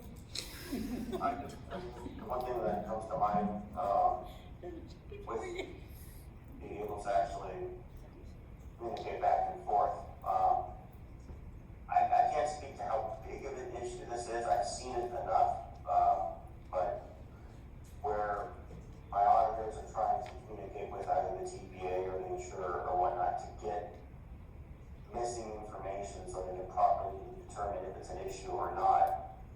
We do run into issues where things are just not given to us, we're not responding to, or, we'll say something's missing in the file, we can't see this, but then all we get back is literally the same exact copy of the file that was already uploaded in the cards without the documents that we're actually missing to try to, not issue a notice of correction or fine for. We're just getting the same file over and over and over again, or if we're asking for a couple pieces of information, we're getting 1,000, pages sent our way, which is the whole file again, maybe a little bit extra added pages, but still not the document that we are actually looking for. So it's just if during the audit process, just having that communication where if we're asking for something, it would be great to see if you have it, provide it. If you don't have it, just let us know at that point. So we can, everybody can just move on, so we don't keep bugging each other in that sense. So that would be something nice, and I do see my auditors are running into some issues here and there where they're just getting pushed back or they're not getting anything or any back response. Awesome. I would also add for benefit penalty complaints, whether you're filing it or you're providing a response. If you're filing it, it would be wonderful if you could cite the exact law, the subsection that you are requesting a benefit penalty on. We've seen a lot of complaints come in that it'll just be so broad. They're putting every single subsection of NRS 6160-120. Then our investigators have to spend a lot of time figuring out what is really being asked. And so it would really help to relieve the guesswork if you could be specific in that, and then also to submit any relevant supporting documents. How So about that would if be they, how about if they submit a benefit complaint and don't give you a reason, you send it back? Yeah, we can't. Statutorily, we can't. That's a bummer. Well, what if you, the complaint form, if there's like a checkbox where they have to check which Or statute or put the pick, yeah, and to kind of streamline it to a specific regulation violation or statute violation. Because regretfully, what I'm seeing right now is a lot, not that I get a lot, but what I'm seeing on my machines is, they're filed by laymen. So there is no statute, there's no regulation, there's no nothing, no foundations. It's just them bitching about me being whatever. So, the ones that don't have merit like that, just say, hey, Ann sucks. Can't you send those back? Can't you just say, we've reviewed your email and we think you suck, and send it back? So. Sounds fair? If they don't Does that work provide- both ways? Yeah. They're gonna tell you you suck. Oh, they do. Oh, okay. They do. If they don't provide the relevant documents, injured workers, if they file on their own, we do, at least in the benefit penalty unit, we reach out to them and ask them for supporting documents. A lot of times, if they don't respond, then we have to send them a closure letter. Perfect. And that gives them appeal rights. Like the Department of Administration, they send, you know, if you just send in your D12, the Department of Administration will send you a note that says, nice try, we need further additional information. And if you guys could implement a process like that, where you're actually looking at a complaint based on a violation of a regulation or a statute, as opposed to, I hurt their feelings. Because I do that. Cool. Well, you know what? I so appreciate you guys. Everything good? Everybody any other questions? Can I ask a question? Of course, Anna. It's not on the auditing side, but I'm sure anybody that has a new doctor coming on, wanting to be on the DIR, why is it such a long process and why do the doctors have to do everything on their own? Because like I was telling Ann today, that I've had the application come back 13 times. And Yeah. yesterday was because the doctor didn't put his work email, which he doesn't have a work email because he's a trauma doctor and he doesn't have time to go to different emails. Who handles That's the medical, DIR? Who? That's Ashley Bennett. So you can email her. That's still this unit, so I can't. Say it again. Very much on that, but I do know, I think it's towards the D35 and whatnot, and they have to be perfect, if you just type the, social or something or other, and they can kick back, that's a form that I'm thinking of, but it is a process, but that's all gonna be, this unit, unfortunately, I can't speak. Who's in charge of the medical unit? Hilda, she just started like. Oh, that's right. We talked about that. Hilda. So email Ashley Bennett. That's who I email my medical unit questions to, and she answers them. I tried to, nobody answered. Nobody responded? So you should go to the DIR conference every year, build that relationship with her, and she emails you back. Ask me and Trudy. We got her on speed dial. And you can also send to the WCS help desk email as well, if you're not getting a I sent response. twice and never got a response. That's That's like- why I asked her Yeah. about the time frame, because they're not responding, nobody's responding. So then I had to get mad enough to figure out who the new person is, and I finally found out who it was. So now I wanna go above her, because I want answers. Well, and we need employees. I mean, whatever. One of the big. That would be the, either the CAO or the, toward the admin. Tori? Who would be the person that would know why the doctor himself or herself has to do the responding versus someone from his office? Do we know? Who would know that answer? Maybe Ashley? They want Well, make it up. email. Make it up. Well, I guess he could have, but. Why not? Just make it up. Say But everything's. superdoc@gmail.com. And see what they do. But what happens is they throw the whole application away, he's gotta fill it out again, Yeah. and send everything all over again. Yeah. He doesn't have time for this, he does surgeries every day. No, and we, He's a trauma doctor. and you know, obviously on the list, that the provider list is absolutely a problem. That's 100%.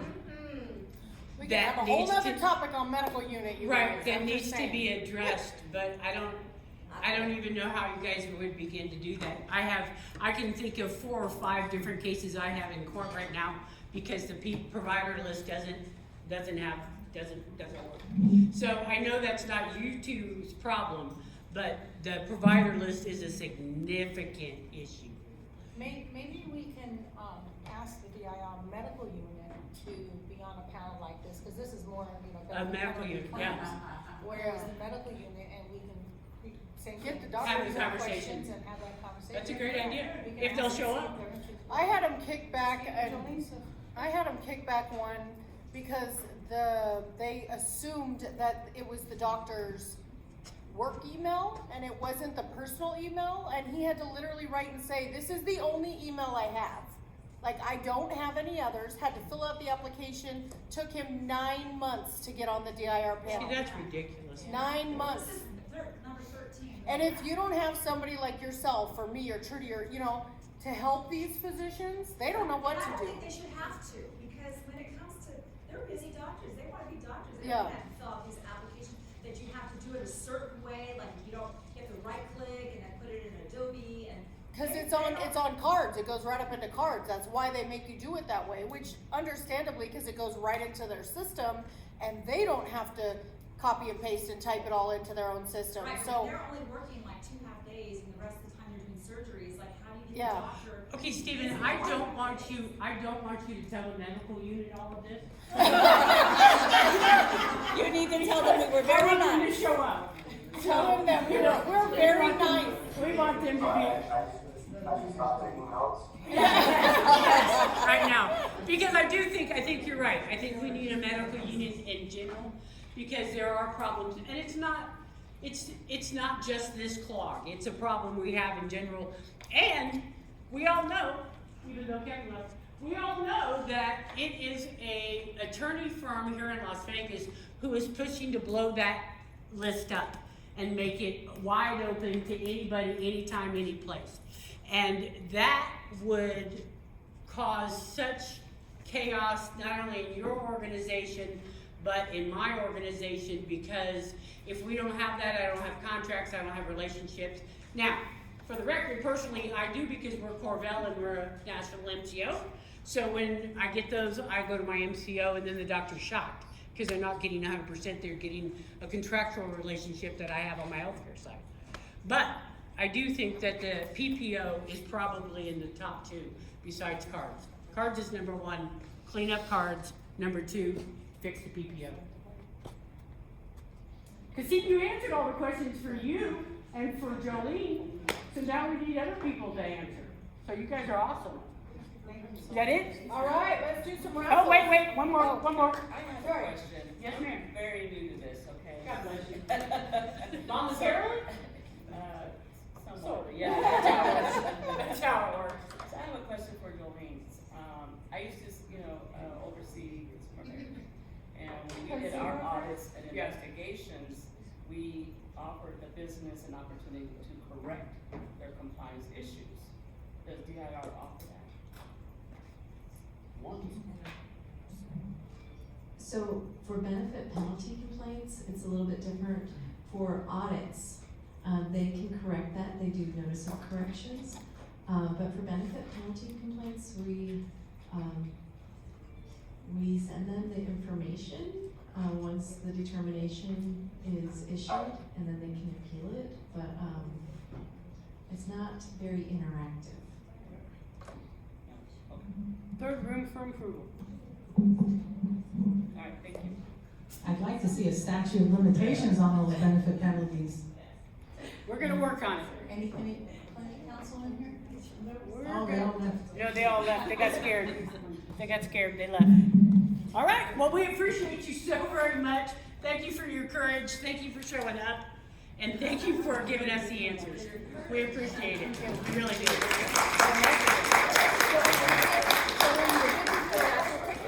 Jolene, Going did back we to give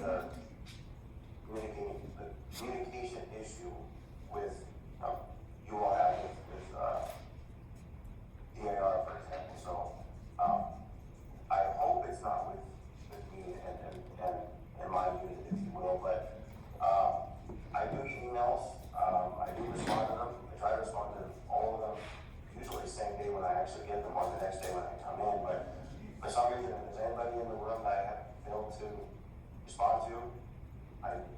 sincerely apologize, this was not my intention. Please don't hesitate to help me if I'm not, if for some reason, if your email gets through the cracks and I fail to respond to it, I try to be as responsive as I can. I know there's numerous people in this room that I've had phone calls with, team calls with. I try to be as available as possible, but just like everybody here, I know human, I do make mistakes, so if for some reason if I accidentally clicked through your email and didn't see it or had an issue with it, I missed it or whatnot, I apologize. Please don't hesitate to help me to get to respond to you if I fail to. You know they will. We're not real passive, that's for sure. I appreciate, I say we are not passive, so I absolutely, they will. I appreciate you greatly. Thank you very much. Thank you guys. Thank you. Just stick one in there, that's fine. All right, we're gonna do some raffles real quick. I'm gonna. Do you need Steven still on here? No, don't exit out. Just leave that the way it is. He can turn it off, but he No, doesn't. don't move No, it. he can't, he can turn his Oh, if picture off. Steven wants to get off, but, Yeah. Steven, you might win a raffle, so you might wanna hang out. Is he allowed to win a raffle? I don't think they're allowed to. Why? I think they're restricted by gifts. But it's a raffle, it's not like, no?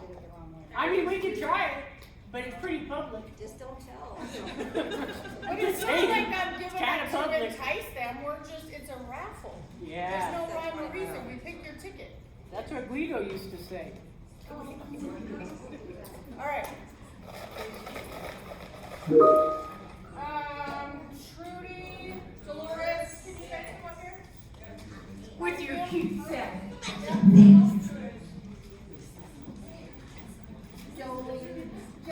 Hello? I had to do that. I know. You know she hears it all the time. You know she does.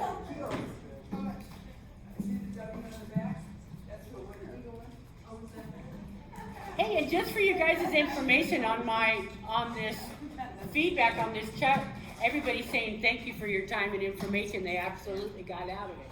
So that's cool. That's a win. Okay, so our first winner is gonna be a $50 Amazon gift card from TBJ Consulting. This is for someone online. The winner is Sonia Dupree. Sonia Dupree. Nice. We love that. I bet she didn't buy her crack there though. Yeah, it's okay if they're not on your number. Our next one is a $50 Amazon gift card from me, KB Consulting. Winning ticket number 926 in person, 926. Oh, Laura. There you go. We have another $50 Amazon gift card from TBJ Consulting. Winner is Denise Segovia. No, that's not Denise Segovia. Not my name. In person, we have a Eagle One $25 gift card to Sephora. Winning number is 917. 917? Those people came here early. 917? Woo! 917 going once? Yeah, right here, right here. Oh, sorry. She was like the second. Where's her screen?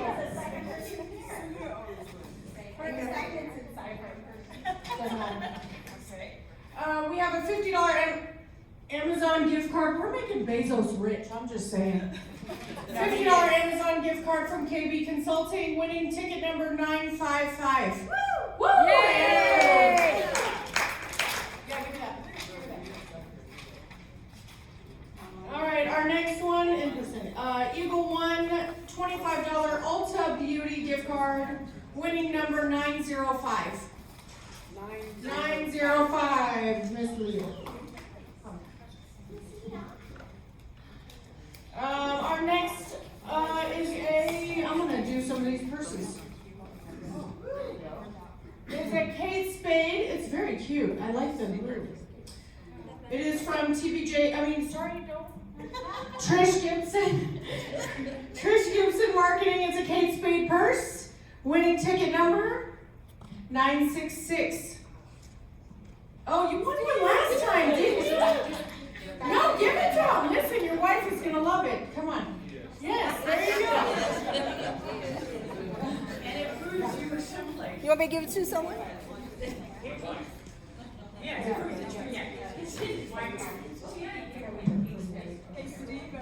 Okay, our next one is also a Kate Spade purse, very cute pink for summertime, springtime.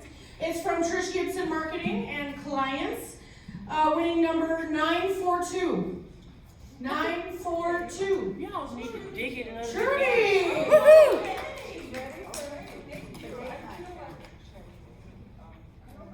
She's gonna come get it. She was coming up to get it. Look at We him. got Lilo and Stitch or Stitch. I don't know which one this is. All right, this is a $50 Target gift card from Bone and Joint Specialist along with Stitch. And the winning number is 928. 928. Leslie. Oh, the little baby gets a new one. Oh, I love that one. This is cute too. Did you put money in these purses? Because you know it's not good to give away. Okay. We have another Kate Spade purse, very cute, from Trish Gibson Marketing and Clients. Winning ticket number 939. Okay, can you guys come up to the top a little bit? All right, our next one is a $50 Amazon gift card from Hand Center of Nevada. That's and mine. a cute little Easter bunny. That's mine. But you gotta go Winning higher number than that. 950. 950. Oh, it's mine. No, it's yours? No, it's Oh. Oh. Anybody go once? 950? I'll fake it and say yes. 950, no? No. Okay. We're doing it again. We have a $50 Amazon gift card from Hand Center of Nevada. Wait, see one. Girl, you better get it together. Girl, 950? Yes. Okay. You would law. All right, do me an online. Oh, an online. We have a $50 Amazon gift card from KB Consulting. This one is for online. Marivic Rivera. Whoop woo! And the last one, which is a beautiful Coach purse from Craig Kinney and Associates. Thank you, Billy Marie and staff. Winning inside is probably a wallet, also some money in there because Billy Marie knows better and doesn't give away. And it's a bunch of goodies. All right. Winning number 954.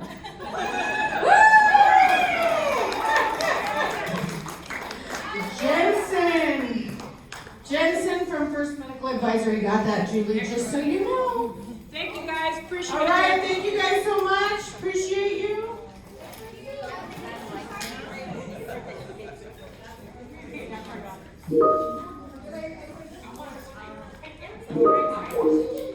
Everybody is dropping off because the raffles are over. I just wanted to say thank you for everyone coming in person. We're going to try to do some new things to get some more in-person participation. So if anyone has any ideas, suggestions, we're open. We would love to see everyone in person or more people in person. And I want to thank Christy for taking over the moderator. Ann was late.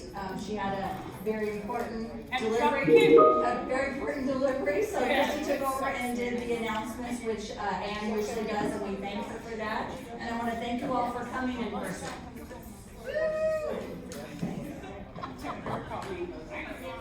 And then there's 5 people left online. 5. Don't turn your computer off. Don't turn your computer off. We're not going to log you out yet. I don't need that. I'm not easily influenced. Don't close that yet. I told her not to touch it. We got like, Did you get my email? Yes. Okay. She's my cousin.